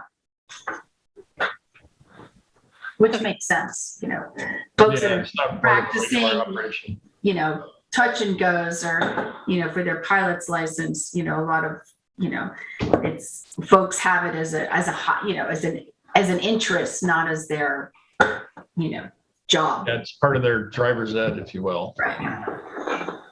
Sarah, can you also confirm that permission is required to land that no permission is required to land at the airport, only permission is to park at the airport of Montauk? So my understanding was actually, I can't confirm that. What I saw in the documentation, and maybe somebody here can actually confirm that, it was prior permission is required for helicopter and jet operations. I don't know if that necessarily is. Our understanding is that Montauk is a PPR airport. Right. We've heard that from our Cooley attorneys who are on the call. That's the way it's listed with the FAA, that it's a PPR airport. But I'm not sure if that's always the practice, and that's why I think it would be helpful to speak to the manager there. It may not be the practice, but it's what Cooley, at least as I understand it, Cooley has said that is a written protocol, with the FAA. So it could be their regular. It allows the owner of the airport to enforce that regulation should they choose to. If they don't, as a matter of practice.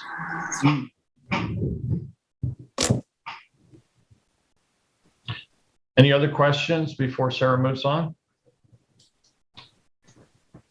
Thank you. Sarah, please continue. Okay. So getting back into it. So based on, this is where we get into kind of what the operational usage is right now for, well, maybe not quite right now, because we used data again from the 5010, which from the FAA, and for the period between July and June of 2018, 2019, Montauk, or FAA reported that Montauk saw about 30,000 operations, which if we use the peak month assumption of 25%, that translates to 7,600 operations during the peak month, which is approximately 16 per hour. That hourly operations is based on a 15 daylight hour operational day. So as we said in the prior slide, we'd need to support an additional about 2,300 operations for the peak month. If you take that total count for the year average and divide that by 4, that's approximately what you get. So that translates to an additional 75 daily operations. And if you do the math, that comes out to about 21 hourly operations at Montauk that would be required to absorb all this traffic. And again, we're assuming that all the traffic from East Hampton that could go to Montauk would go to Montauk. So again, worst case scenario. Worst case, right. Yes, absolute worst case, because as we'll talk about, probably a lot of these people would opt not to go here. But that is about 1.3 times the existing rate at Montauk right now. Anything before I move on? Excuse me. Please continue. All right. So here we get into the additional limiting factors. As we mentioned, this location is probably not great for anyone who's headed to the west of East Hampton. And per the HRNA report, that's about 40% of the passengers. So if you get rid of about 40% of the operations, that's what math is hard, right? But that's probably 12 operations per hour instead of the 21 that you saw before. The location could provide some incentive for people who were headed to the east of East Hampton. And again, there wasn't much data about eastbound passengers out of that had arrived at East Hampton, but that might be some of the 60%. So some of those people might be happy to use Montauk Airport. But then again, depending on who these people are, the aircraft parking could be a disincentive for people who are coming in with GA pilots who are flying themselves, hanging out for a week or something. That would probably be an issue, especially if there's no fuel. Same thing with the private charter type aircraft. If there's no fuel and they're going to be waiting for somebody for an extended period of time, that could be a problem. But if they're just in and out and they don't necessarily need fuel, might not be a thing. Landing fees, I didn't find too much solid data on landing fees, but I assume that they would probably exist and that they may or may not be a deterrent. And again, like I mentioned, there are limited facilities at the airport. Given the kind of the model of, I guess, jets on demand, the passenger terminal areas might not be a big deal, but bathrooms might be an important thing for some, at certain points in time. There's also probably limited drop-off and pickup parking areas. So if somebody needed their car to be waiting for them, that could be a bit of a disincentive. But I do think there is a cab service, so that is reasonable to expect that you could be able to get cab service. But again, based on the distance that passengers might have to travel, and they might prefer to rent a car, but since there aren't any car rental operations here, that could also be a disincentive. All that to say is there's a lot of reasons why people might not want to choose Montauk over East Hampton, but we weren't necessarily able to dig into these, and it's not necessarily our area of expertise. So we could certainly provide some information on that. Now that you've seen the format, does anyone have any questions on Montauk, or questions or information they'd like to have specifically covered as I go through the next few airports? Anyone? No. Guess not. Please continue, Sarah. Okay, so we're moving on to Gabreski. This airport is pretty big, and it's publicly owned, publicly accessible, and has 3 quite long runways. Additionally, its incident procedures really allow most operations to occur, except for ones that are during days where there are really terrible conditions, where people may or may not be flying anyway.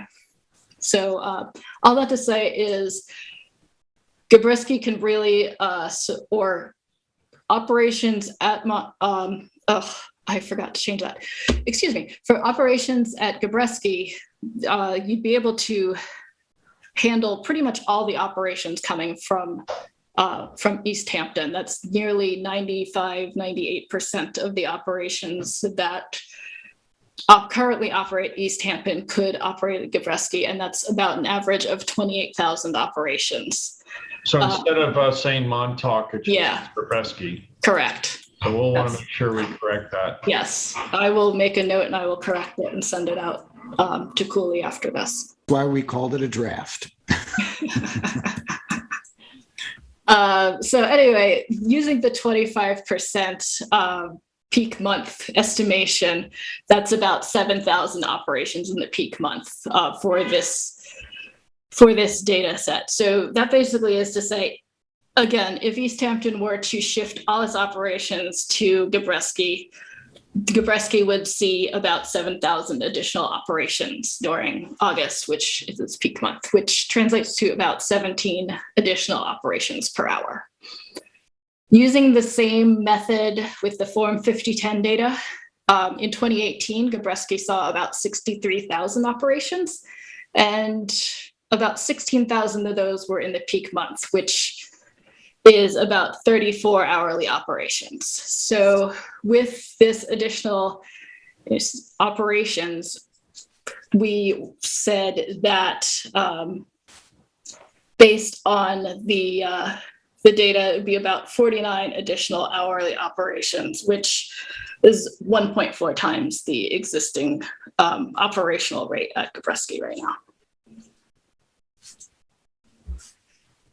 So now we're moving on to the additional limiting factors. This Gabreski would probably be an incentive to the 40% of passengers who are moving towards more westerly points. It's a little unclear about how the 60% of East Hampton passengers who would stay in the area, how they would feel about that. But there is some additional travel time that would be associated with that, which may be some sort of disincentive depending on the passenger themselves. Landing fees could be more expensive for certain users. Gabreski's landing fees, their structure is a little more extensive than East Hampton's. And so an exact analysis was really kind of beyond the scope of this work, but for certain operations and users, it could be more expensive. For others, it could be less expensive. The real concern that seems to have come up is the availability of aircraft parking. The ramp space at Gabreski, while it's extensive, it might not be able to accommodate both the existing traffic and the potential traffic from East Hampton. Based on our analyses, it was about 3,000 operations in the peak month would require some level of parking. We didn't really dig too deeply into who needed parking for how long, and so what kind of monopolization and use of parking spaces would be. But it is a concern that not all aircraft who want parking could get parking. So I believe it is my understanding that sometimes a runway might be closed and used for parking, but I don't have information on how often that's done and or required, and how long it stays that way. So next we move on to Montauk. It's a privately owned airfield, and it's got a reasonably sized runway. It's only 2,200 feet long, and so we estimated that, again, it could support aircraft that are less than or equal to 12,500 pounds, and also less than 10 passengers. It also restricts night operations, and it restricts flight training and touch and go operations. So we assumed none of those occurred at this airport. It also has no instrument approach procedures, so we assumed that no operations there would occur in weather that's considered IFR conditions.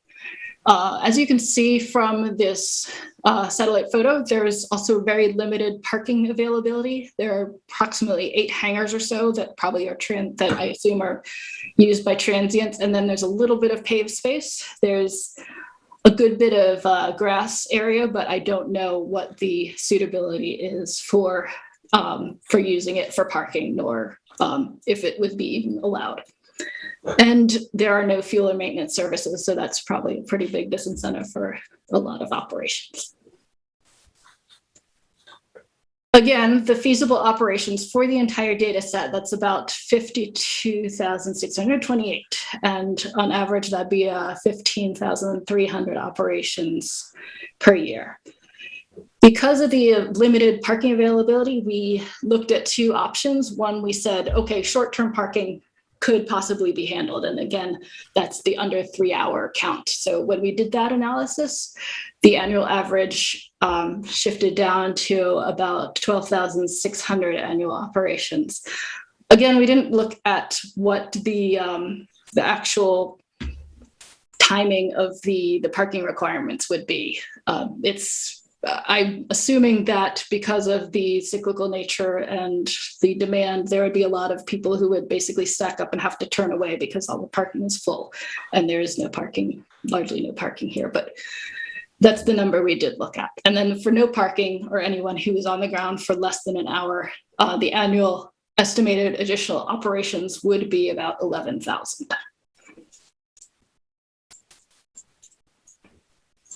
Okay, so again, estimating the possible increase, according to the Form 5010, Montauk saw about 12,000 operations, again, between July 2018 and June 2019. So using the peak month assumption, that's about 7 hourly operations during July or August.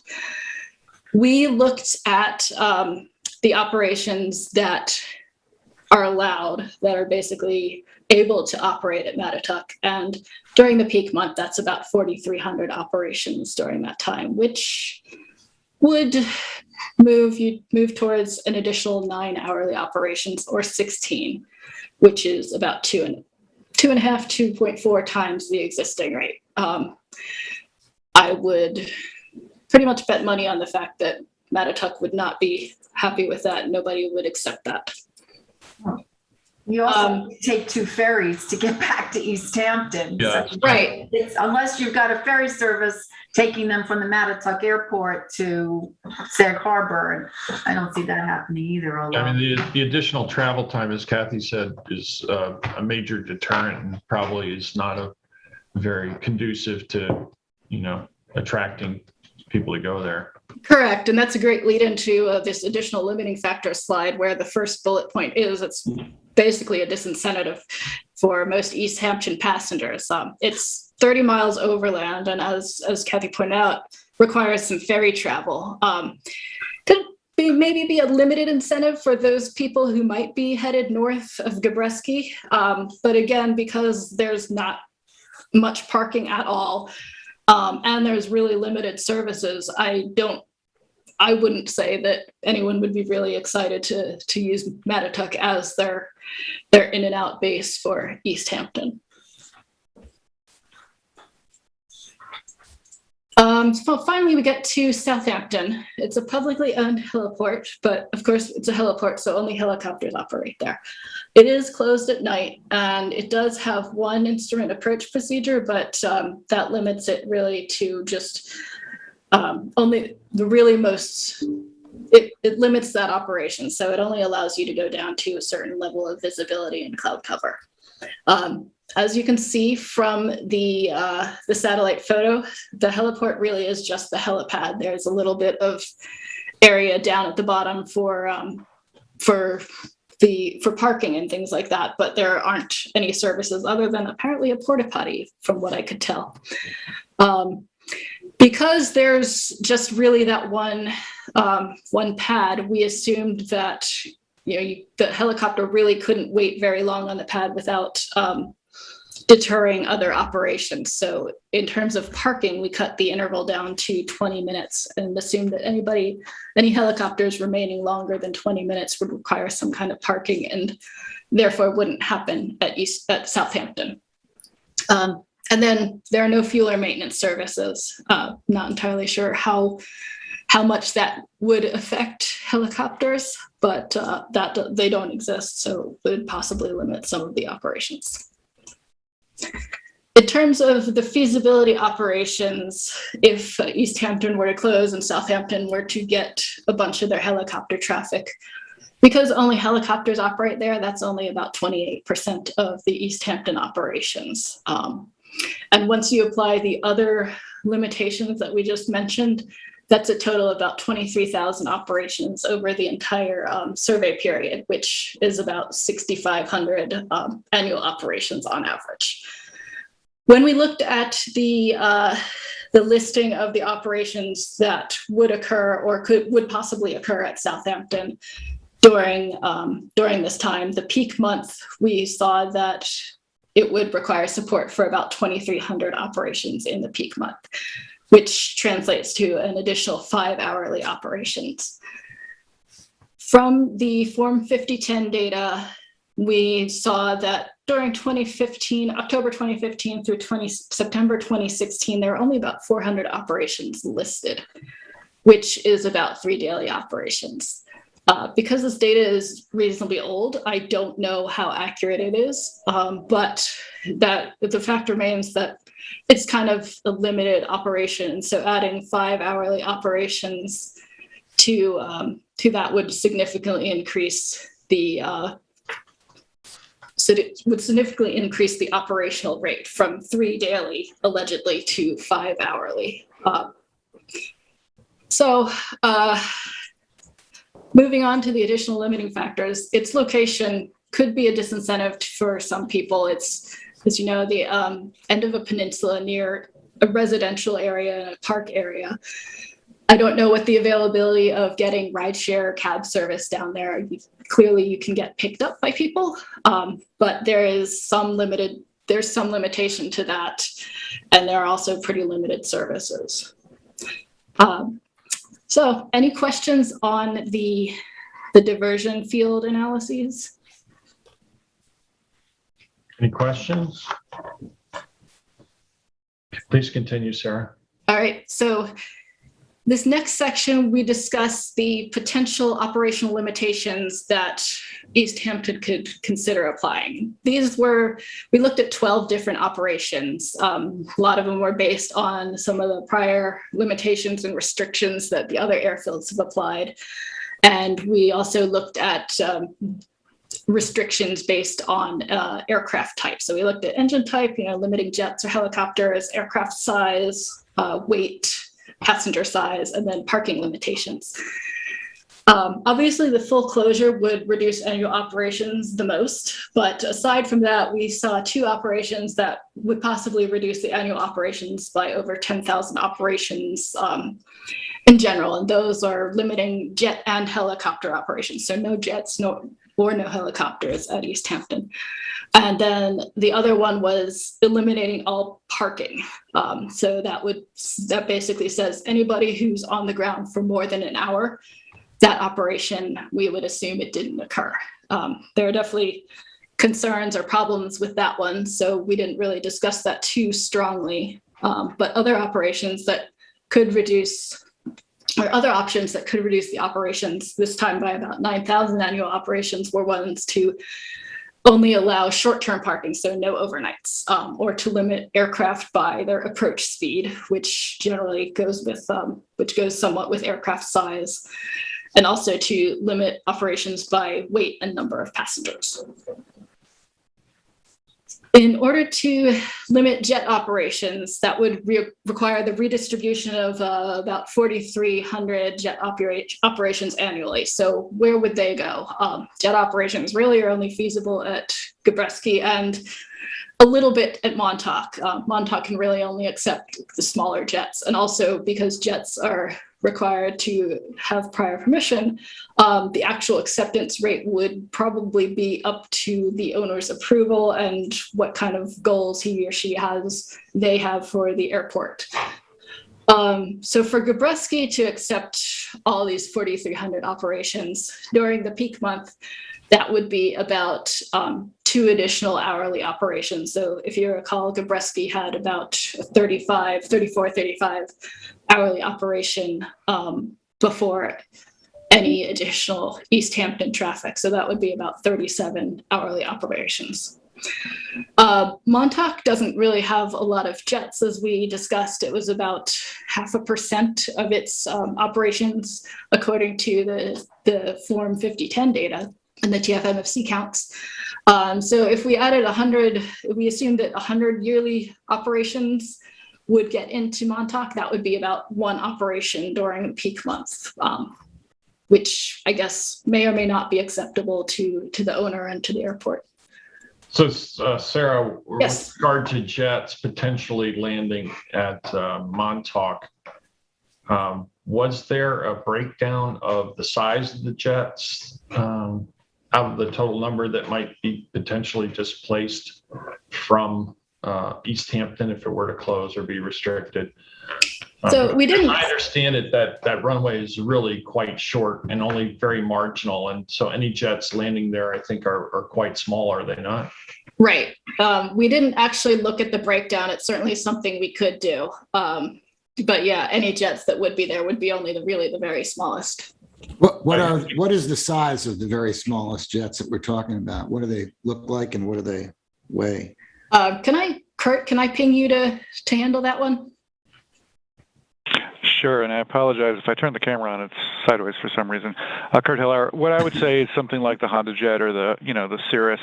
We're talking very light jet, 4 6-packs at best that can, or maybe the Pilatus PC-24 when that comes online, that could.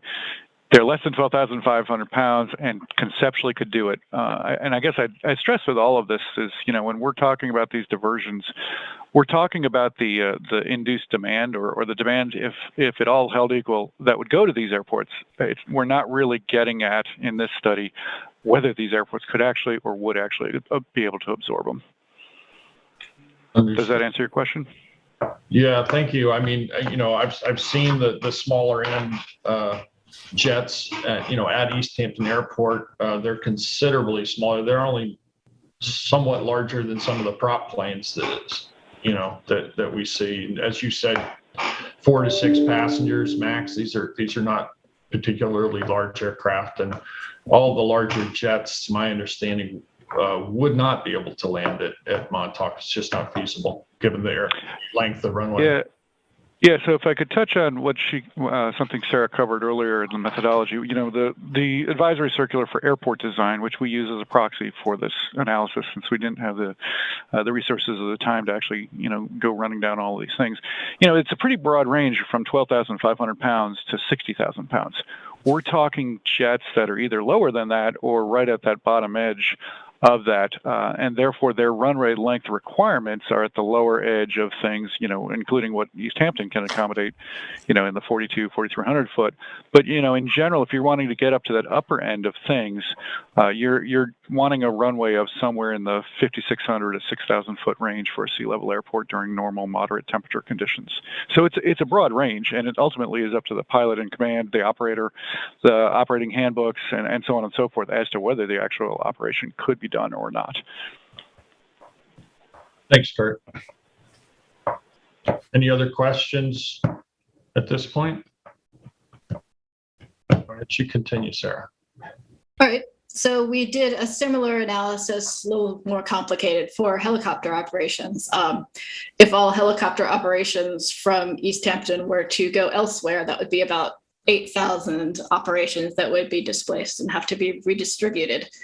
Again, assuming this 25% peak month estimate, that would be about 2,000 operations that we'd have to hand out to the other airfields. And all of these sites are able to some degree to accommodate helicopters.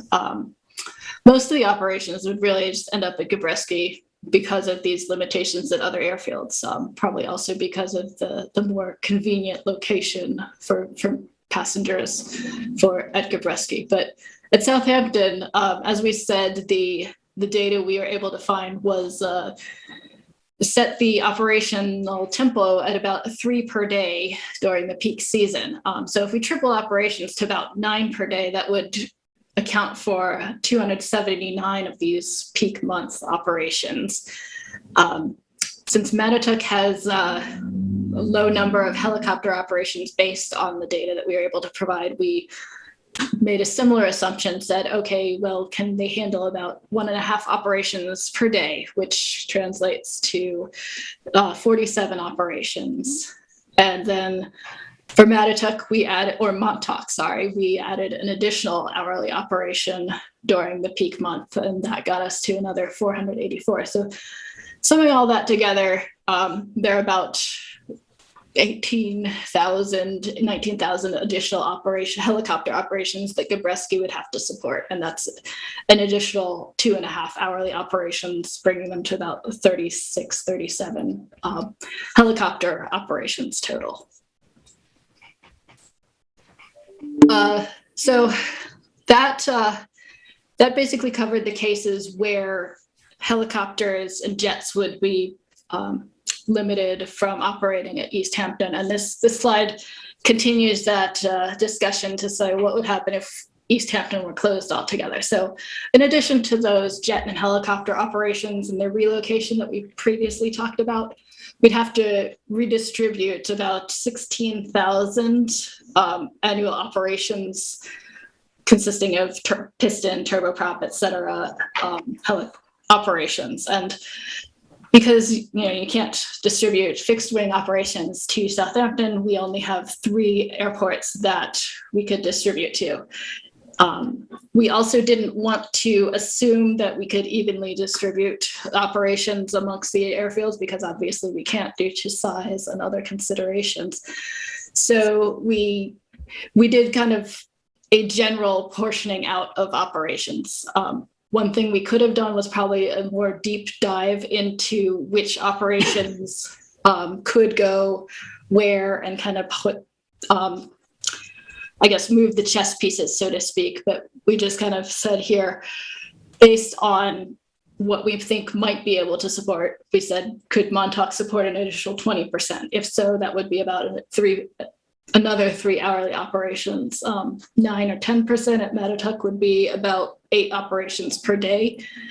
And then Gabreski would pretty much take the bulk of the traffic that we didn't apportion to Montauk and Montauk, and that would be 72 additional daily operations, or about a 14% increase.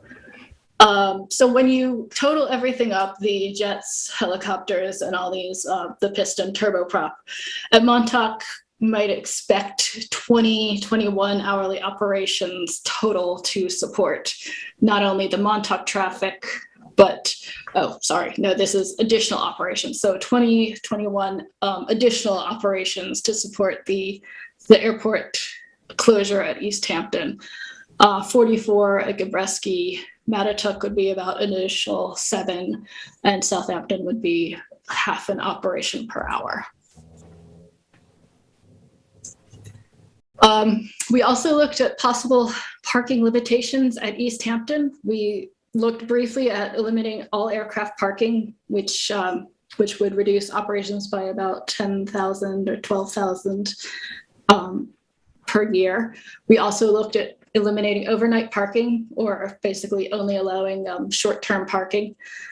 And again, we considered parking to include anything with an arrival departure time separation of over an hour. As I mentioned before, we didn't look at the aircraft that are actually based there. So the operational counts for aircraft that would go elsewhere, that would have to move their operations to airports that are not East Hampton, those numbers are higher than they would be otherwise. But we weren't able to tease out which aircraft were based at East Hampton due to just limited data sets and limited information provided.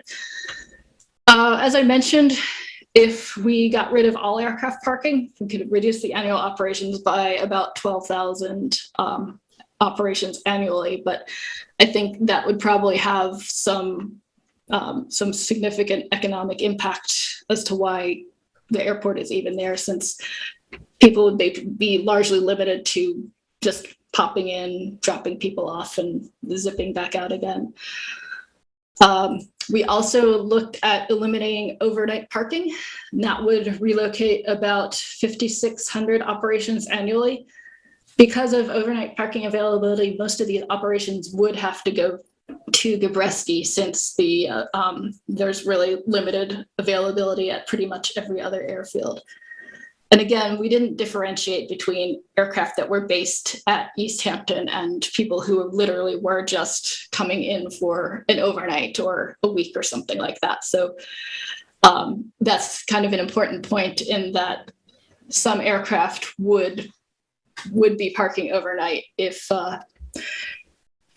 we did, regardless of whether the airport decided to limit overnight parking for transient aircraft. For limiting operations to those that required no parking or only short-term parking, that would require about 8,500 operations to go elsewhere. And for the peak month, with that estimation, that would be about 3,500 of those operations would require some form of parking, which works out to about 114 operations. Looking at those, about 40% of operations at East Hampton require parking.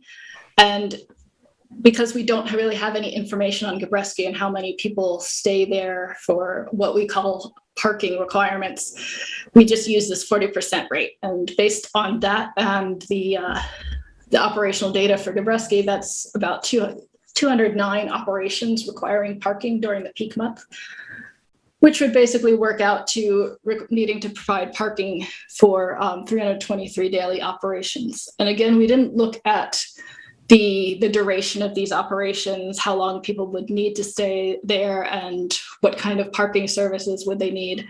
We also didn't really look into, would the airport close runways or provide other grass space versus paved space for parking, or what sort of support fixed base operators might have in terms of hangar space or anything like that. All that to say is that's not a trivial increase of operations requiring parking, which could put a strain on parking needs at Gabreski. We also had a few other operational limitations that we looked at. Most of these would result in traffic going to Gabreski. We looked at limitations based on weight and or passenger numbers, and aircraft having those sorts of limitations due to their size and speeds and things like that would probably use Gabreski. Same thing with aircraft approach speeds. If we limited aircraft who had approach speeds of limited operations to aircraft who have approach speeds of under 120 knots, anything bigger would pretty much have to go to Gabreski because of runway size and usage. And Then touch and go training, if the airport were to say, okay, we're not going to accept any touch and go or training traffic, those would have to go to Gabreski because Montauk and Mattituck already forbid touch and go operations there. In general, these operations, all of them would require Gabreski to support about 9,000 additional annual operations, plus or minus, which would be an additional 5 hourly operations during a peak month. So here we are. In summary, what we found is that all proposed diversion airfields would be able to support some level of traffic if the airport were to close or to otherwise limit operations. But really, the Gabreski would take the bulk of the operations since it provides a level of service that's similar to East Hampton. All the other airports are just so much smaller in terms of facilities and runway space and parking that there would be only a few specialized or specific types of operations who would really want to use those other facilities. Gabreski would have to handle about 44% more traffic if it were to take all of East Hampton's operations. It probably wouldn't take all of the operations because, as we would expect, some flights, some pilots and operators would choose maybe not to fly or would shift to different modes. But Gabreski would have to handle a good chunk more traffic.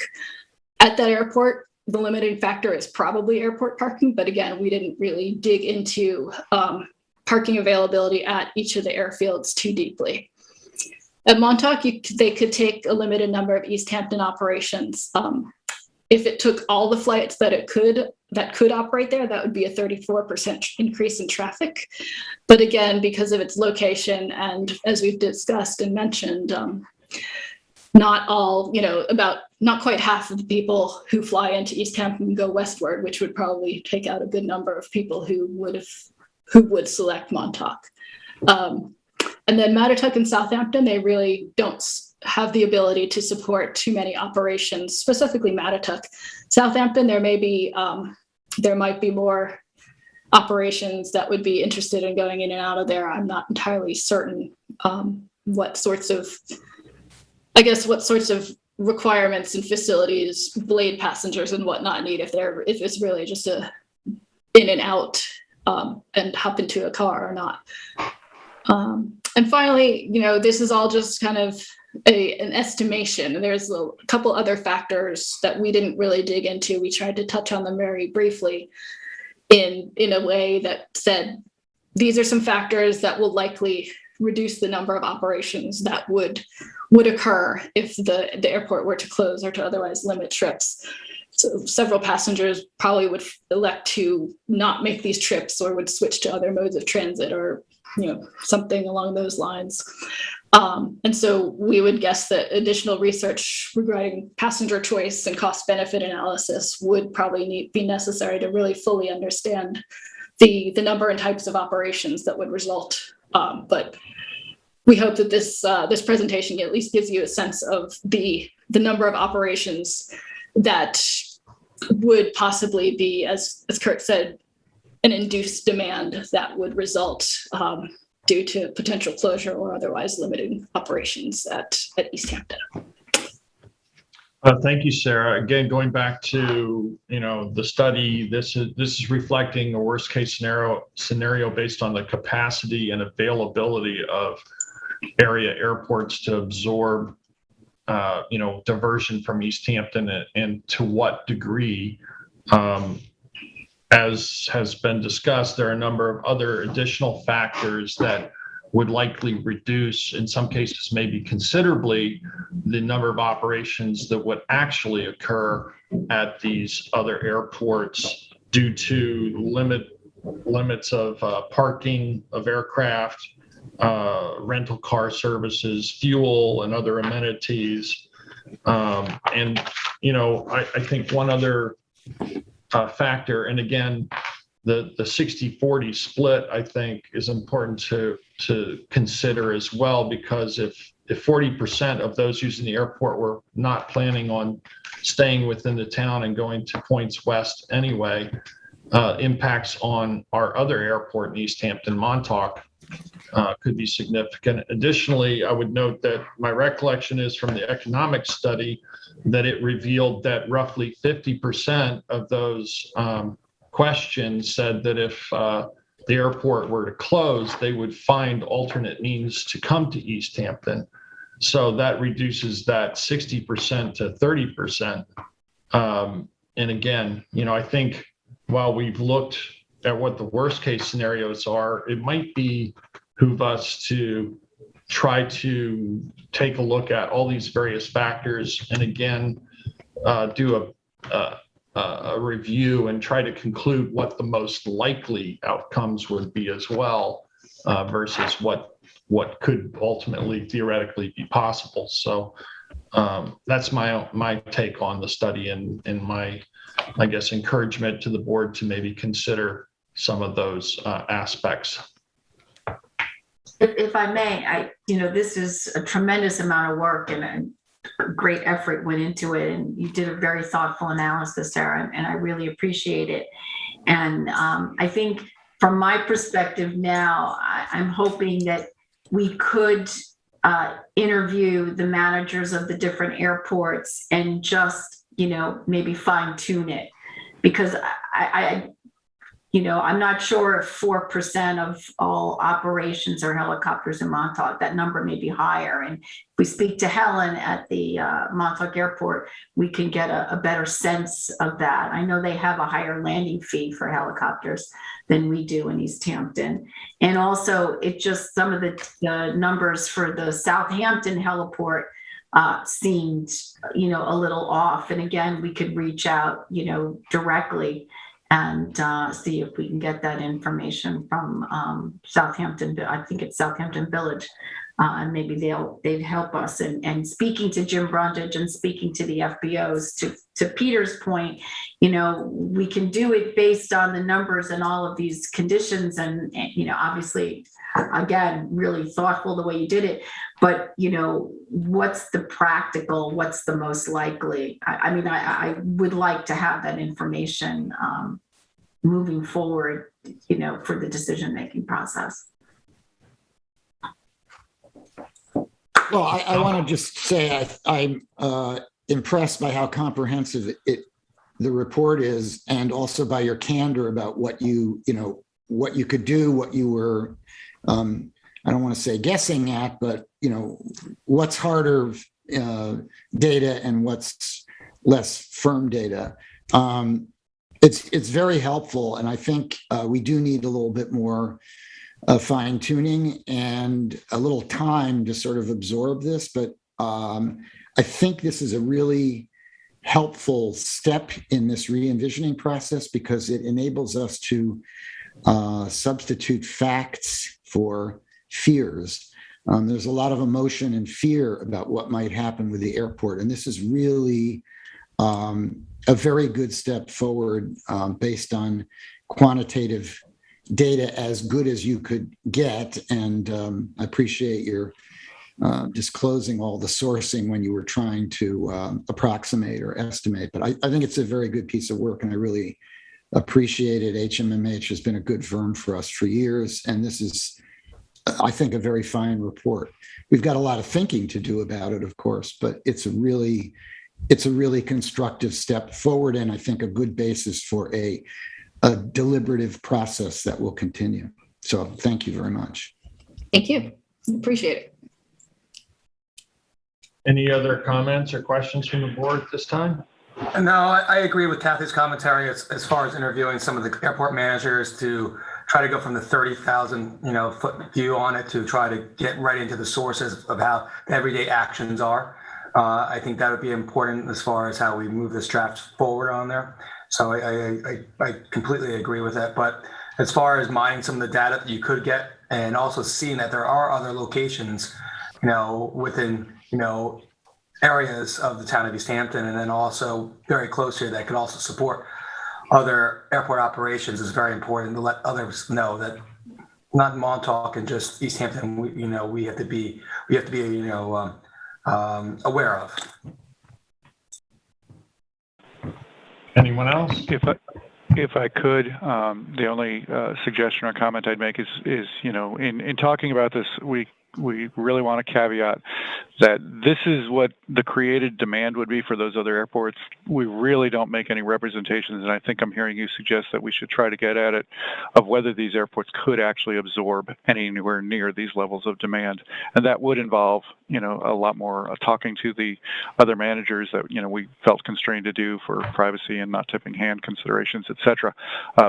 But certainly I would want to talk to Gabreski and Montauk and their airport managers, their FBOs, et cetera, of what do they think they could accommodate? Because I suspect it's nowhere near these numbers, truthfully. Right. I think we do too, Kurt, and I appreciate that comment. And again, I think it's important, though, to, start with reviewing what the potential availability and capacity might be at these airports. As a theoretical function, but there are many other factors, as we know, including just what humans decide they want to do in terms of travel times once they arrive at an airport and all of that. So I think again, this is a really informative presentation, and I think can further refine some of the aspects of it. Particularly as it relates to our other airport in Montauk. I think that's really important for us to really hone in and understand what the likely implications, the real life scenario might look like. And again, I thank you all, Kurt and Sarah, for a great presentation, and Bill, thank you for being with us. We'll continue to review this document and consider the comments made today and those that we might receive from the public going forward. Are we going to take some additional comments or check to see if there are any comments? At this time, I was going to go to the next work session agenda topic. And again, we would encourage the public to contact us. You can email us or tune in at a future board meeting during public comments and let us know what you think. We will, again, want to hear from the public on this and any other topic. So again, thank you very much for joining us today. We'll move on now to the Boys and Girls Harbor Management Plan. I think we have Scott Wilson with us today. Jason, do we have Scott? Scott is in the waiting room, and I'm admitting him right now. Great. Thank you, and take care, guys and gals. Well, thank you, Kurt.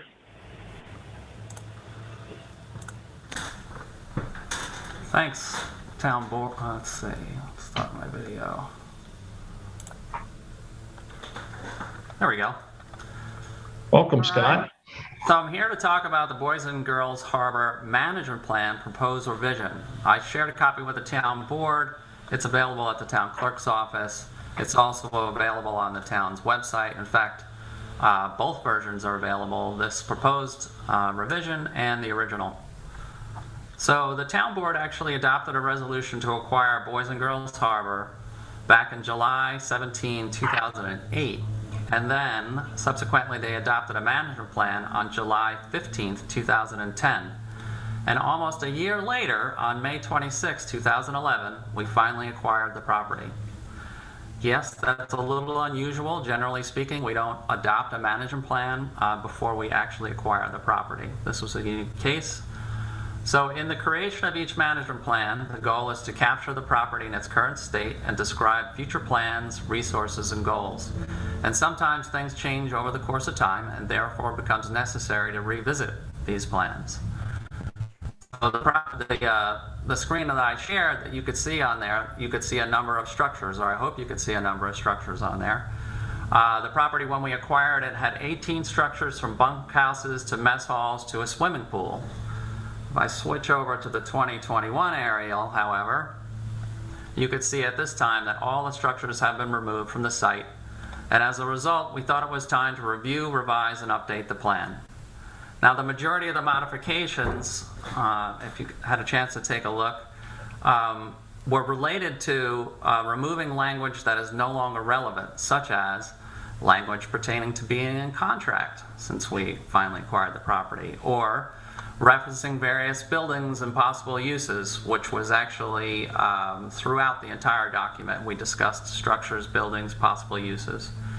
The revision proposes to remove the majority of buildings and usage sections since the buildings are no longer there. And there's also some modification to the access section of the plan. So originally there was consideration to repurpose the mess hall for educational uses along with bathrooms. So the town created an access road. Again, now that the structures have been removed, the parking is actually proposed to be limited to only the old basketball court, which is actually up much closer to the roadway. So this would actually eliminate vehicular access beyond this point and allow us to remove or repurpose approximately 1,800 feet of roadway. Due to the majority of the 28 acres being relatively flat, one of the proposed changes contemplates a multi-user trail. Some of the eliminated roadway may actually be able to become a portion of this trail. This would entail a hard surface trail that may be installed to accommodate all residents, young, older, infirm, or those with disabilities. The plan also contemplates the installation of a new pavilion or open-air structure. This is actually consistent with the resolution to acquire, within which the town reserved the right to construct an additional open-air structure, i.e. gazebo pavilion, for shade or shelter. In conjunction with that structure, the board may also consider bathroom facilities, which is just really moving them from the one area that was originally contemplated, which was the mess hall, to an area closer to the old basketball courts closer to the road. Now, when the board contracted to acquire in a 50-50 partnership with Suffolk County, the town board then actually had active recreation in mind, including softball fields and the like. So the original version of this plan, the management plan that was adopted, as well as this revised version, primarily is only promoting passive uses. No league, no food trucks, no playing fields, no amplified sound, etc. So other than the removal of obsolete information and some of the revised locations for uses that have already been contemplated and are consistent with the resolution to acquire, the original plan, which was actually quite comprehensive, will remain primarily intact. In fact, the background and history section will still reference the use of the property and the buildings so we can honor the relevance and legacy of Boys and Girls Harbor's 52 years of operation and the good that was accomplished for all the kids who needed and cherished the institution. So if there's any specific questions, I'd be happy to address those. Board members have any questions? I would just like to add my thanks to the Property Management Committee, Andy Harris, former chair, and Dennis Babizak, current chair, and all the committee members who worked on reviewing and making their suggestions about this revised management plan. It is supported by the committee, recommended the town board adopt this revised plan. And there was also a great deal of consideration given to pathways within this parkland, particularly with a focus by members of the disabilities community to have a handicapped accessible and multi-user path. And I think, Scott pointed out that the roadway is something that could be adapted to that going forward in the future. But I just wanted to thank the involvement of all those members of the Town Property Management Committee to get it to this point. I'm glad to see that the a pavilion is being considered and the size of the pavilion has not yet been determined. I guess we'll get some more input on that. Is that correct, Scott? Well, so this plan is not really to promote a specific use, but it allows for future use. And yes, absolutely, when we get a little bit closer to the size and exact locations, we'll actually provide maps for the town board to review and obviously give input, et cetera. To that point, Jeff, the committee has discussed at length potential locations, originally rehabilitating the mess hall as a pavilion, but it was deemed that that structure had deteriorated to the point where it really should be just taken down. And then, given the remoteness of the site, it was deemed that we probably should consider putting the pavilion up near that former basketball court that you see there in the lower section of the property there, adjacent to that field. That seemed to be a good location given its proximity to the roadway rather than being quite so remote. That would, I think, also add just the ability of folks to utilize that field there and the picnicking in a pavilion in that location. This preserve is something like 57 total acres of contiguous parkland that goes all the way to 3 Mile Harbor, and it's been historically somewhat underused, I think, partially because of the access issues and the fact that there is no amenities or bathroom facilities on site. I'm happy to see the management plan. I walked this property many times with Tony Duke when he was alive. He was a client and a good friend of mine, and I'm glad, if I read it correctly, you're keeping the ropes course, which is interesting because he stopped on one of our tours of the property and showed us probably a 30-foot platform that he climbed up on and stood and swung to another platform in honor of his 70th birthday.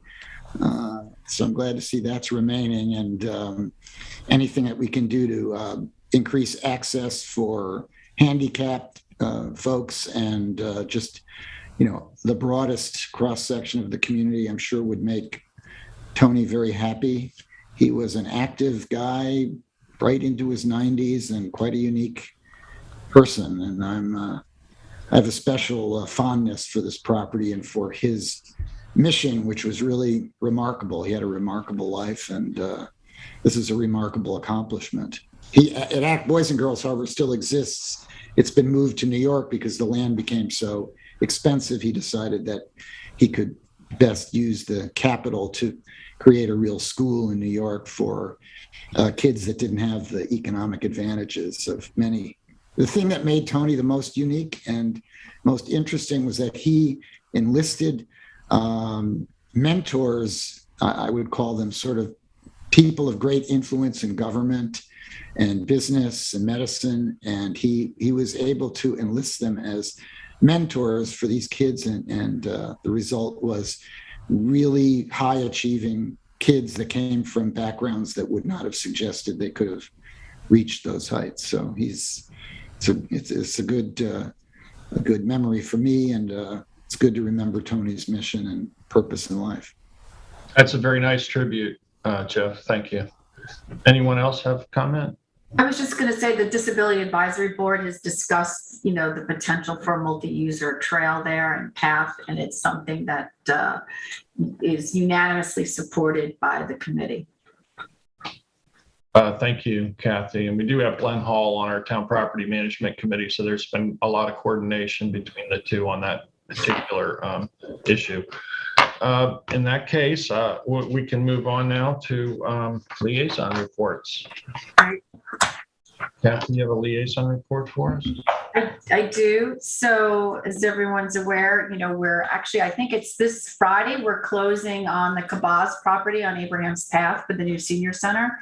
And we went out for RFP and we received 14 responses, 14 proposals from architectural firms, and they're being distributed today to the review committee to go through. Losing track of the weeks here. I think it was last week or the week before we met with the Spring School District. Their license agreement had expired for this SYA building that they're going to be using for their pre-K. So we discussed renewing it for one school year at the current terms, which is $2,000 a month. We also learned that folks are dropping off household waste at the garbage cans that we have at the SYA building and at the basketball and tennis courts, and the school has asked us to remove them, and they're going to be putting signage up. And Sylvia, you'll be happy to hear garbage, carry in, carry out. They also talked about a new traffic pattern for those that that traverse up there in Springs. They've paved the construction road, which is now going to be how parents will access the school and drop their kids off. So they've asked us to do and they've asked Steve Lynch actually to add some signs to extend the school zone up there, and possibly have signs that record what people are traveling, so people know to slow down, because typically when you see your speed that you're going, you sometimes will ease off the gas and go on the hit the brake. They've also asked for painted crosswalks. They reached out to the chief about crossing guards. And one of the new part of the new traffic pattern, because they think that they're taking all of the cars that used to queue on Old Stone Highway off the road because the road into the school is that much longer. When folks come down Ed Holtz and get to School Street, there's town code that you're only allowed to make a right-hand turn. They want to now be able to let parents make left-hand turns. So I'm going to be asking John. We might have a parent in the meeting. Yeah, so if I've got that changed, John, I'm going to send it to you after the meeting. If we can bring that back to work session, either on the 14th or the 21st. Switching gears, as folks know, we had a wireless communications survey that has been, it's offline now. Cityscape is tabulating and processing the results, and they are tentatively scheduled to present the results at the September 21st work session. And then I just wanted to say, for the summer, our office, David, Gabriella, and I worked with Nick Liris as our intern, and Nick has left. He's going to be going back to school, and he was just a remarkable young man. He was smart, he was thoughtful, he was a strong communicator, had a great sense of humor, and the quality of his work was beyond his years. And it was, I just wanted to publicly state that his service was a tremendous asset to our community. And I know many of us wrote back to Nick when he, left to let us know he was going, and he'll be greatly missed. And I think it just shows that, using, summer interns, and I know, John, you had Nick even during the school year down in the town attorney's office, is a great way to get young people, get them the experience they need and open their eyes to other opportunities that are out there, but also, to get them that they can contribute, to the town in, operations. And so hopefully, I know we've asked in the budget for 2022 to have another intern in for next summer, because they're a great asset, and they're usually whizzes at Excel spreadsheets, which we need a lot of when we're doing our special events and keeping track of all that. So. To your point, Kathy, I've had conversations with Bonnie Cannon from the Bridgehampton Childhood and Recreation. They're working with another organization to put together a mentoring project for high school, post-high school kids who are looking to, get into the business world, that are being trained with skills such as Excel. And we'd had a discussion about bringing in some interns through that program, and I'll keep you all apprised and bring that forward at a future meeting when I get more information. Yeah, I would love to do that. That would be great. And also, we had a position in IT where we're looking for someone that, with those, with the computer skills that, can be a high school graduate. So it's also, doing internships. Sometimes it's a great way to get your foot in the door, and then, you wind up hiring the person in some capacity. So. Absolutely. All right. Well, thank you. Thank you, Kathy. David? Yes, thank you very much. First of all, the Recreation Department, we are accepting registrations for the fall league, for the fall soccer leagues, grades 3 through 7. and also for the fall tennis clinics, grades 2 to 5. The registration is online and available to all the residents and children. If they would like to sign up there, please go to town's website and to the recreation department for that. And if you have any questions, please call us at 631-324-4141. I want to thank the East Hampton Town Lifeguards and their staff for another great season and another great safe season that we had and waterproofing the town of East Hampton. But I want to make sure everyone knows the lifeguards are now only on duty on the weekends right now. There are going to be 2 more weekends, and the lifeguards will only be at the ocean beaches for the Saturday and Sundays for the next 2 weekends. And those will be at Indian Wells Beach, Atlantic Ave Beach, South Edison, and Ditch from 9 a.m. to 5 p.m. No more bay beaches will be lifeguarded at this current time, but bathrooms will still be staying open and clean by the Buildings and Grounds Department. I want to thank John Ryan, all his new district chiefs, and all the staff, and also thanks a lot of the legacy staff for filling in at the end here to the end of the season. The water is beautiful. There is a storm offshore. There was a strong undertow yesterday, so everyone please be aware of that. Also staying with recreation, on the agenda tentatively is a discussion of the Montauk Skate Park for next week. The Montauk Skate Park Coalition is concluding their fundraising campaign, and they want to present to the town board their schematic diagrams that they have received and what they want to move forward with in the coming months and to something very exciting. And they've done a very good job. So we might be hearing about that next week. Staying in Montauk, I know we heard from Jeannie about the Westlake Comfort Station going out the bid, but there's one action of that could be an add-alt onto the bid. And it was a request, I want to bring it to the board, but it was a request that we heard from the Fisheries Advisory Committee about adding an area behind the comfort station right now for potential fisheries storage location where we can potentially rent that location, get a performance bond from the fisheries individuals for gear storage. So if they don't get cleaned up, we'll clean up ourselves. It might allow us for, small corrals of upwards of about 15 of them there. And I just wanted to see if the town board was in favor of moving that forward to help out our fisheries, knowing that there's onshore fisheries storage is few and far between and getting less and less with some of the recent sales. But I know we heard from Bob Valenti on that, but I wanted to bring that around to the board as we move forward on that.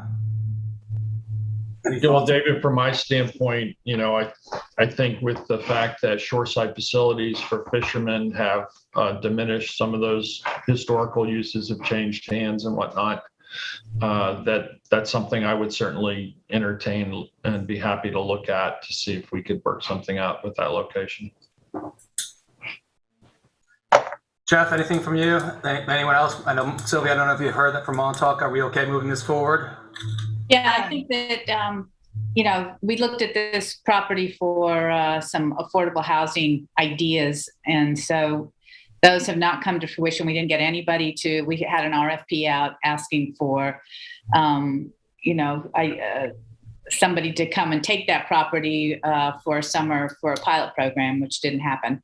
So, I think this is going to help things move forward with our fishing community. I'd be in favor of looking into the possibility and maybe like a year-to-year renewal process, just to make sure that everything's running well and whatnot, and that people are maintaining, active gear and not just having other stuff there. I agree with that, and I'll continue to engage the Fisheries Advisory Committee for the recommendations on how to move that forward, but I think that's appropriate. Jeff, are you okay with it moving forward? Looking into it? Yeah, I am. I'd like to, I agree with keeping it on a sort of a short-term license or lease so that we see how it evolves. Great. When I get the next, a draft schematic site plan, I'll make sure I'll get that to the board so you'll see what we're looking at, just in case anyone wants to drive by there. Grab yourself a lobster roll or such. Let's see, I'll roll into aquaculture. Aquaculture, we're still in the middle of the field season and starting to seed some of our larger oysters right now. We're going to keep growing the oysters for about the next 6 to 8 weeks, and then we have to give a large portion of them to the state as far as the New York State Shellfish Initiative grant. So that'll be upcoming. Barley's had some great work in the field recently with his staff. they're also getting ready for the winter kelp initiatives right now too. He did want me to make sure that everyone's knowledgeable that based on the remnants and the runoff from Hurricane Ida, that all town waters are currently closed to shellfishing taking until further notice. So please make sure you look at the DEC's website for that, for any other notice or changes about shellfish closures. We did get an email this morning from the from the DEC where there are new hunting regulations that just came in from the DEC. I have to still review it, but I want to let everyone know that the DEC included establishing a 9-day season for antlerless deer from September 11th to the 19th for bow hunting in our area then too. Please contact our land management or our clerk's office if you have any other questions about that, or go to the the state DEC's webpage about bow hunting. And that's all I have. Thank you very much. Thank you, David. Sylvia? Sure. I'm going to start off with the business committee. We met on September the 1st, and as we always have in the past, we're still doing the same format of looking at what's happening at our hospitals with COVID. And Southampton Hospital has 9 COVID patients as of September 1st. Stony Brook has 72, and Eastern Long Island has 1. So these are all upticks, pretty good sized ones. 72, the last report we had was 48 at Stony Brook. So that's quite a big increase in a short amount of time. We talked a lot about the testing site issues and the positivity rates that were going on here in East Hampton. Everyone is excited that they have Montauk and a town hall testing site. There were some glitches that have been worked out, and I really want to thank David Lease and the supervisor for staying in touch and staying on top of some of the issues that, we as a municipality have decided to help with making sure that our citizens have the information that they need in working and in traveling even. We discussed vaccinations and where to get them. We know they're still available at CVS. Parish Hall in Southampton is also doing them on Tuesday, Wednesday, Thursday. And the town of East Hampton is going to have on September the 14th. And I don't know, Peter, you may have this in your liaison report, September 14th in Montauk. And do you want to give the time, and are you putting this in yours? Are we you can go ahead. You can go ahead with that, Sylvia. I will talk about some of that, but feel free to. Okay. I don't actually have the exact time. So the exact time is. I think it was 4 to 7, but I don't know. It's 4 to 8 p.m. at the Playhouse. So if anyone wants to get a vaccination, they will be Pfizer, and they will come back in 3 weeks and do the second dose after that. So just count 3 weeks from that same Tuesday, and that's when they'll be back again for the second dose. So we did discuss that. There's still a lot of folks that haven't been vaccinated that are in the Montauk community that are looking forward. Mostly these are working people that have come into the community that might not be vaccinated. We talked about the South Fork Commuter Connector, the website. The town's website has its schedule in both English and Spanish, so please go to the website for all that information. Town is using Hampton Hopper for the last mile to drop off and pick up passengers along their route. You can use their telephone number, which is 63. You can text their telephone number for Hampton Hopper, which is 631-259-7076 for any information of where you need to be picked up or dropped off. We also discussed housing opportunities, and we're pleased to see the supervisor's press release about signing on with other supervisors and mayors, and particularly with Assemblyman Fred Thiel, who is really taking the lead on all of this. And this is for the 0.5% real estate transfer tax that would all go towards affordable housing. And we look forward to in-depth discussions when the legislation is signed by the governor. So a lot of ideas floating around, and we'll end up getting to them as we move forward with both business and the Affordable Housing Opportunity Fund. We did talk about quarantining, and there might be how to quarantine if you do find out that you're in any case, if you've got COVID. And we probably should put something up on our website about how to quarantine and what that looks like, what that means if you've tested positive. So you can find the websites. New York State has one, but we can maybe put, they were suggesting that there might be one put up on the town's website as well. We talked about airport re-envisioning and making sure people were aware of it. And last with business was Eric Shantz and Richard and Rick Whalen were talking about updating again our use table, which we're sort of in the middle of, and it's been put on hold for a couple of weeks, but we're trying to get to the point where we can present that to the town board, changes in the use table, and so that they can discuss it and see which things, particularly Eric likes to talk about, we don't have a definition of self-storage or any kind of storage facility. So we need to make sure that we have a definition instead of using other definitions to try to fit in and make it work. Energy sustainability met. Hope everybody's looked at the recreation building, which now has a new solar array on it. And it was also has a battery storage component with it. We talked about our balloon legislation. We will have the stretch code on the revised version. Thank you, John, for working with Lauren Steinberg and getting that ready. And we also talked about recycling, food waste and composting, and we'll get into more depth in a later time. And also, we want everyone to sign up for Car-Free Day Long Island. I know last year, for 2 years in a row, the supervisor's ridden his bike, and Jeff, I believe you rode your bike last year for Car-Free Day. So we will have a resolution on the 16th that we are accepting it, but people are already signing up. We are in competition right now with Huntington and Northport. I think there's another couple of communities we've already got. So we're very close to trying to get the amount of people to sign up for it. And Nassau County and Suffolk County have also signed up for it. So we hope that our employees, our citizens, and anybody listening to this will sign up, go to Car-Free Day Long Island and take the pledge and sign up. And you can also win prizes if you sign up for it. Let's see. And I know it's been quite a while, but the accessory building legislation that we heard the public hearing on, this was back in the end of June, I believe.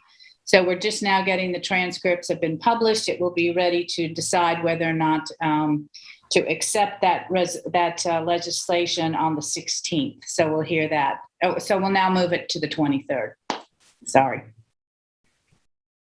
And that's all I have. Thank you, Sylvia. Jeff, do you have a liaison report for us?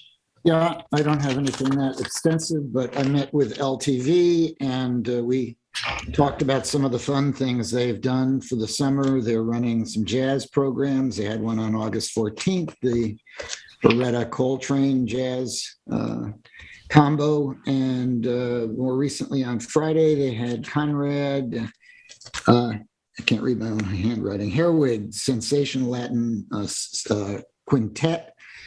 He's a three-time Grammy winner, so I should get his name correct. And they had a safe place for it. Everybody had to show vaccinations. Everybody was masked, and it was a big success. They're talking about, again, videotaping and participating in the Express sessions that's coming up on September 23rd. LTV is talking about bringing some Ross students in for production work sort of on a regular basis. I think one of the things they're talking about is a student news show, which I think would be kind of interesting to hear their take on the news. And we've already begun, as you may know, or I may have mentioned, Minerva Perez of OLA is now on the board. And so LTV is now collaborating in earnest with OLA, and that promises to result in some interesting programming between the two of them. And I looked at a preview of some shorts that OLA has done that are just terrific about the immigrant experience. And that's about it from LTV. Other than that, working on the airport revisioning. Most of my notes are on the noise complaints from the airport starting on Friday, September 3rd. Got 617 noise complaints, most of them jets and helicopters, but some prop planes thrown in there. On Saturday, the 5th, they dropped down a little bit, 246 total. Again, jets and helicopters have the lion's share. And I think the most recent ones, if I can find them, I can't lay my hands on them right at the moment. So the complaints are still fairly significant and point us to the reason why we're having re-envisioning. And I just wanted to mention that regarding the decision to substitute remote meetings for the in-person small group breakouts at LTV and the Montauk Playhouse, that we will be posting today. We may have already posted today Zoom links for those meetings, and I've talked to Lisa LaCourie and Dotson and Flinker, and they are confident that they can accomplish the same goal, which is to actually break people into smaller rooms so that they can have more informal comments and a little bit more give and take, which is what I think a lot of people wanted to see. When you say, Jeff, I'm sorry to interrupt, but when you say into rooms, you mean virtual rooms? Yes, virtual rooms. Yeah, that they're confident that they have the technology where they can maneuver the Zoom meeting very much like they had planned to not break up the in-person meetings. Can you go into just a little bit more detail about that? Because I think that there's some confusion on folks' parts on how to envision the Zoom meetings going into separate rooms, and maybe you could elaborate on that. Well, what they intended to do live was divide up the room into smaller groups, not necessarily by subjects, but just divide them up with facilitators that could act as moderators and keep the conversation going and keep track of comments. And the idea was that instead of having all of our encounters with the public regarding airport re-envisioning in a large room where you get 3 minutes or 4 minutes to speak in a room full of 100 people, that we might get some greater insights from folks if we broke them into smaller groups, because it's easier to talk in a smaller group and it's easier to have some back and forth communication. That's the model they're working on. And what I know is that they actually knew this in the beginning, because we were trying to figure out who was going to run the Zoom meetings. And Dotson and Flinker has had experience with doing this in Zoom meetings. In other words, creating smaller groups where there can be interaction between people in a more, I would say, more casual way, and with more, interaction between people talking. Right, and with more diverse interests, because from what I understand, they're going to be doing it randomly, who goes into which separate room, right, with the facilitator. That's my understanding. And this way, people, you rather than if you stay with the folks you came with, you may all have the same, you may be like-minded. Whereas it's done randomly, you could be in a room with folks that have a business at the airport, or is a local pilot, or it has, is someone that's noise affected, so that people can hear from different perspectives. Yes, I hope they do that. I think it's a very good idea. And I had a conversation with Lisa on Friday night, and that's what she said. That's one of the beautiful things about doing this remotely, whereas had we stayed with in-person meetings, they were going to say, when you go into your group, stay with the people you came with because of COVID, but now because we're doing it remotely, they are going to randomize it and assign you to different rooms. Yeah, and they have experience with it. They're both they're good at this kind of let's call it conflict mediation, or differing points of view. They're good at facilitating communication among folks with differing points of view, which is, I think, something that we need, and I'm looking forward to it. We'll see how it works. it's difficult. It's not an easy thing to do.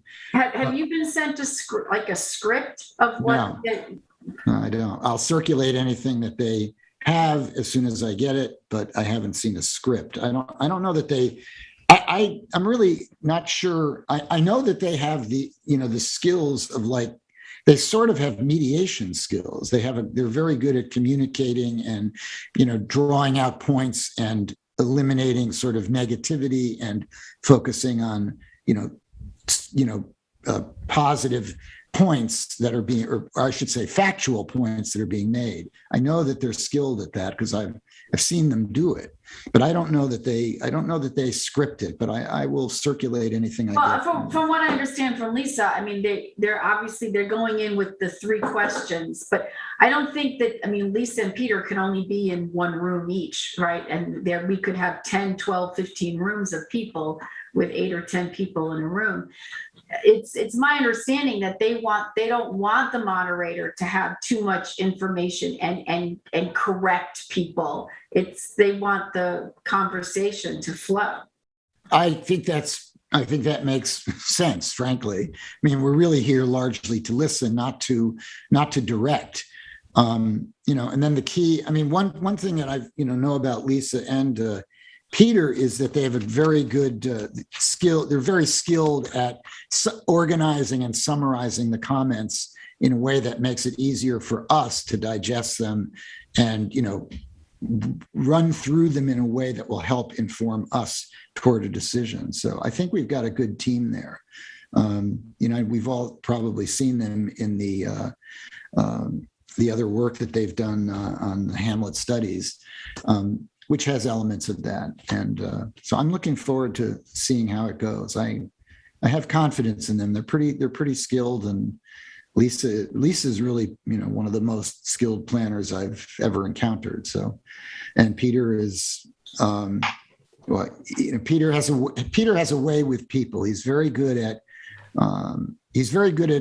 at taking comment and keeping it constructive and keeping the ball rolling in the discussion. So I'm looking forward to seeing what they can do with it.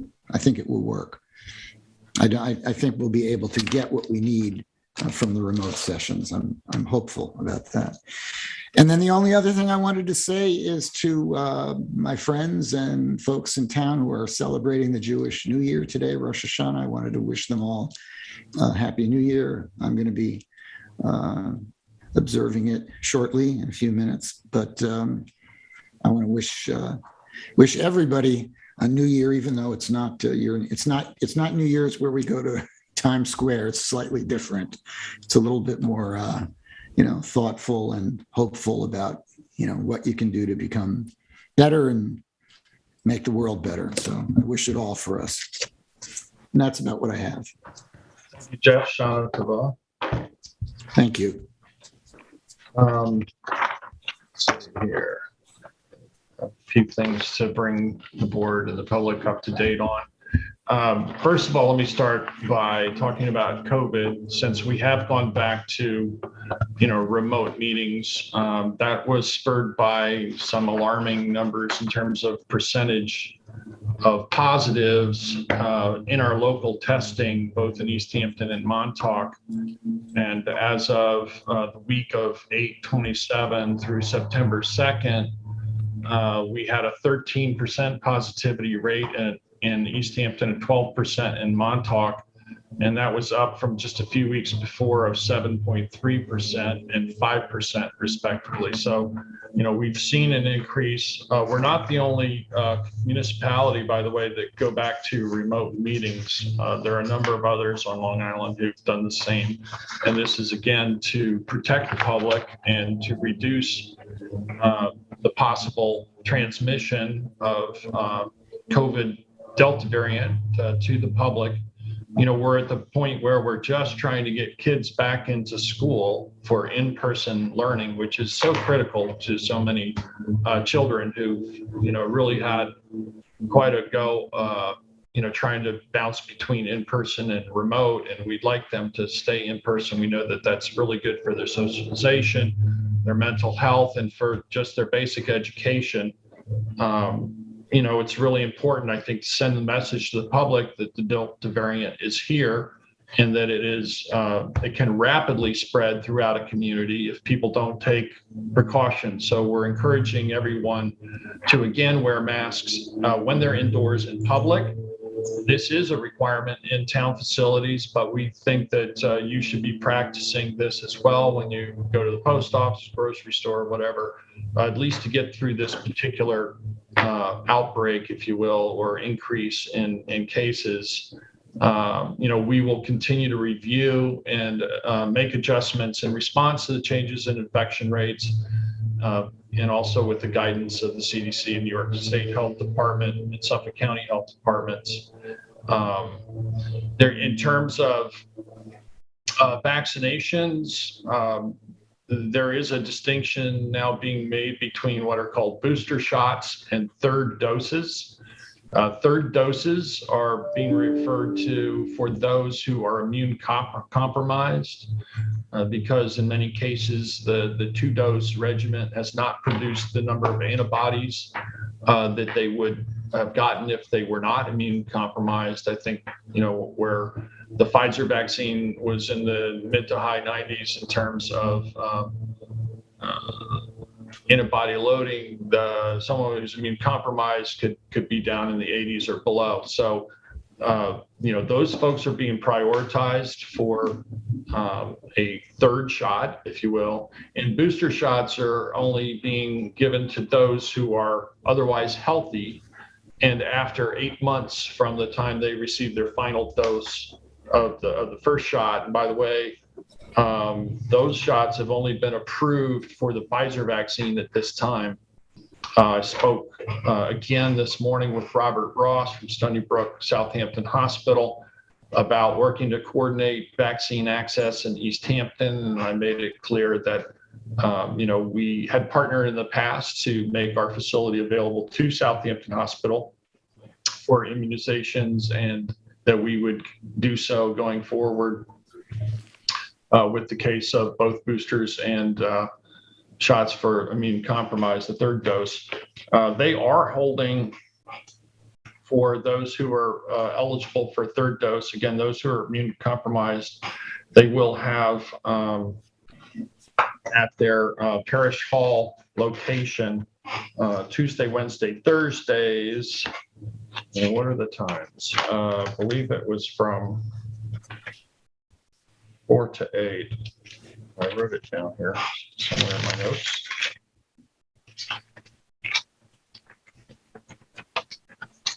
In case, we'll put that out as an alert and put it on the website for when those are taking place. Again, it's 3 days away, Tuesday, Wednesday, Thursday. You can contact Southampton Stony Brook Hospital for the exact times. And again, those are for folks that are immune compromised who would qualify for what's called a third shot.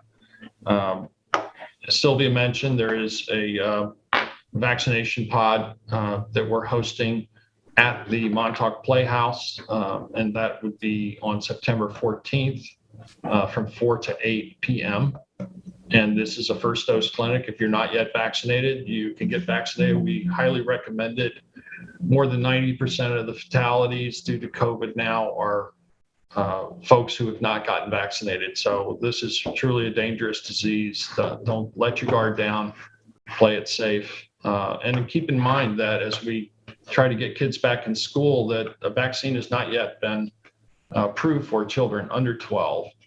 So it's important that families be healthy, stay healthy, and reduce the possible contact. This would be known as Tumbleweed Tuesday, the day after Labor Day. Historically, it's when locals give a sigh of relief from all the pressures of hosting many visitors for much of the summer season. I think it looked a little like Tumbleweed Tuesday when I came to work. I managed to get across Stephen Hand's path without waiting, and down Long Lane and through the village where there were almost no cars parked on the side of Newtown Lane, and it kind of felt like the Tumbleweed Tuesday of old. Tomorrow could be We're Back Wednesday, but I think it's nice to be able to catch a breath of air and relax, and it gives Mother Nature a little bit of chance to respond from the additional impacts of having so many people here.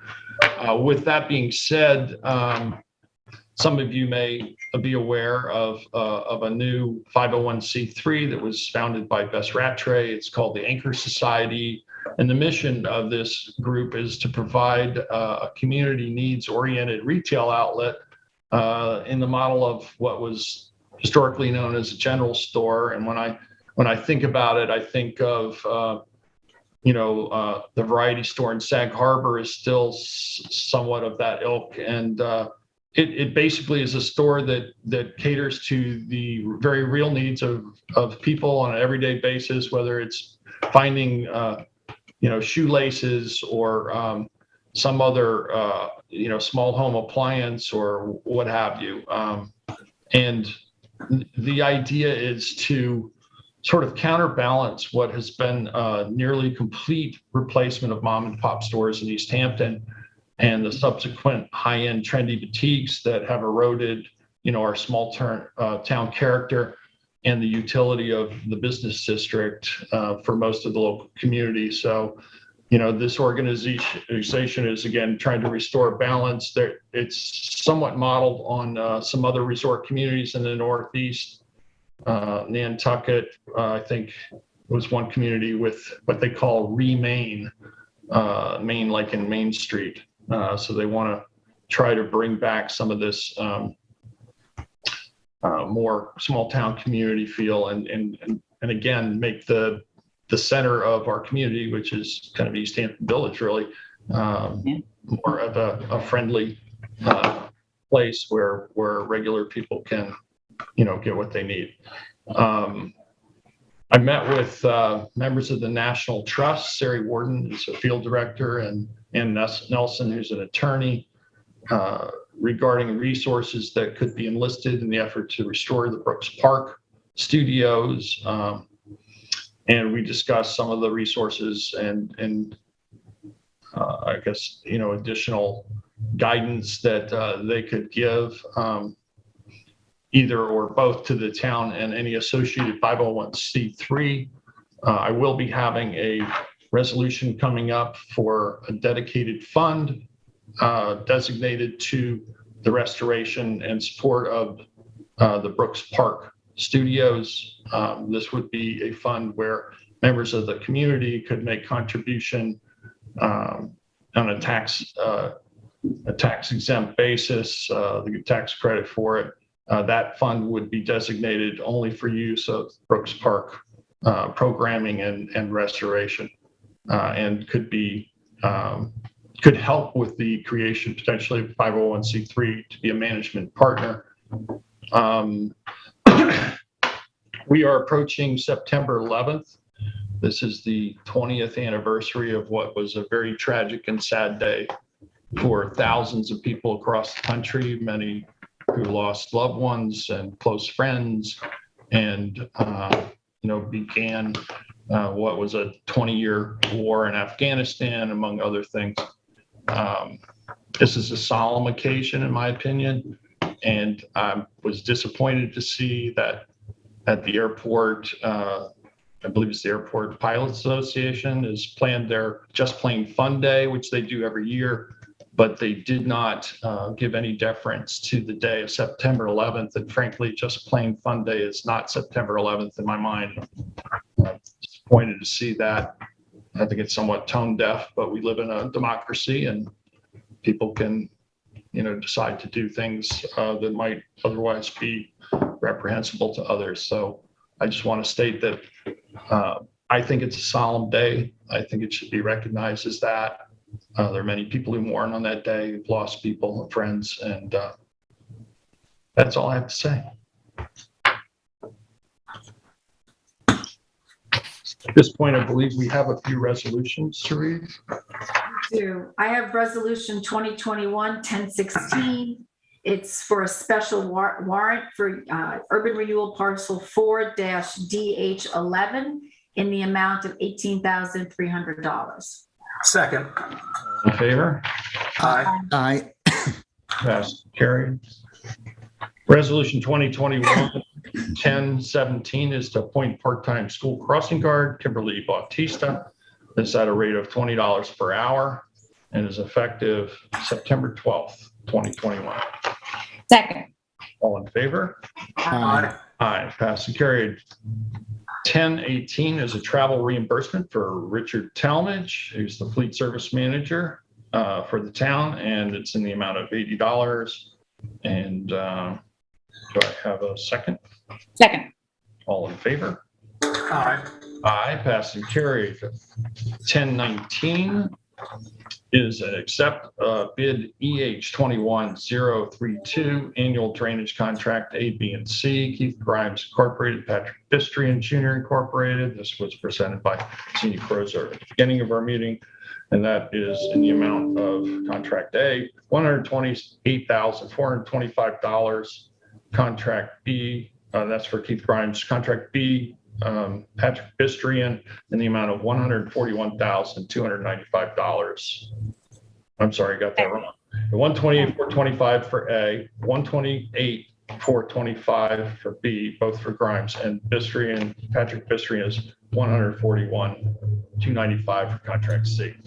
Second. Favor? Aye. Aye. Aye. Passed and carried.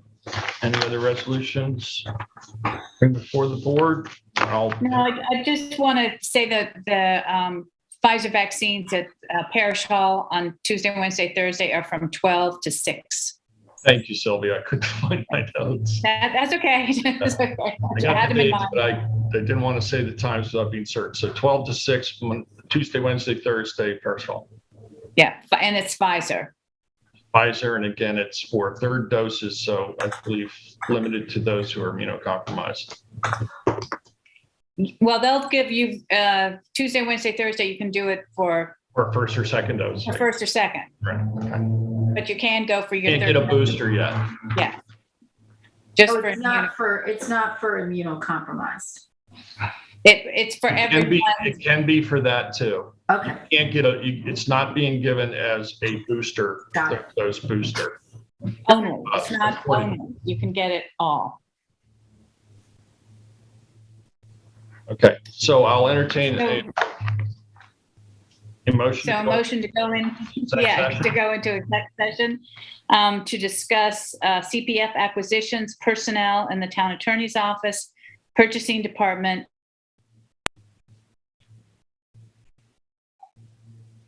Oh, she froze. And something in the. Is that personnel operations or?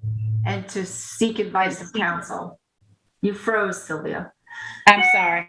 Yeah, my link has been unstable. I don't know. And I'm here with you, Kathy. So I don't know. Downstairs Who's is using different up than all the bandwidth over here? What, streaming a movie on the side? Yeah, I don't know what time you want to go into exec session. It's now 2:51. I think we should allow ourselves some time to get some lunch. How about we say 3:30? Perfect. Does that work for everyone? All right. Yep. Okay, so I will send the link out. I didn't hear the second.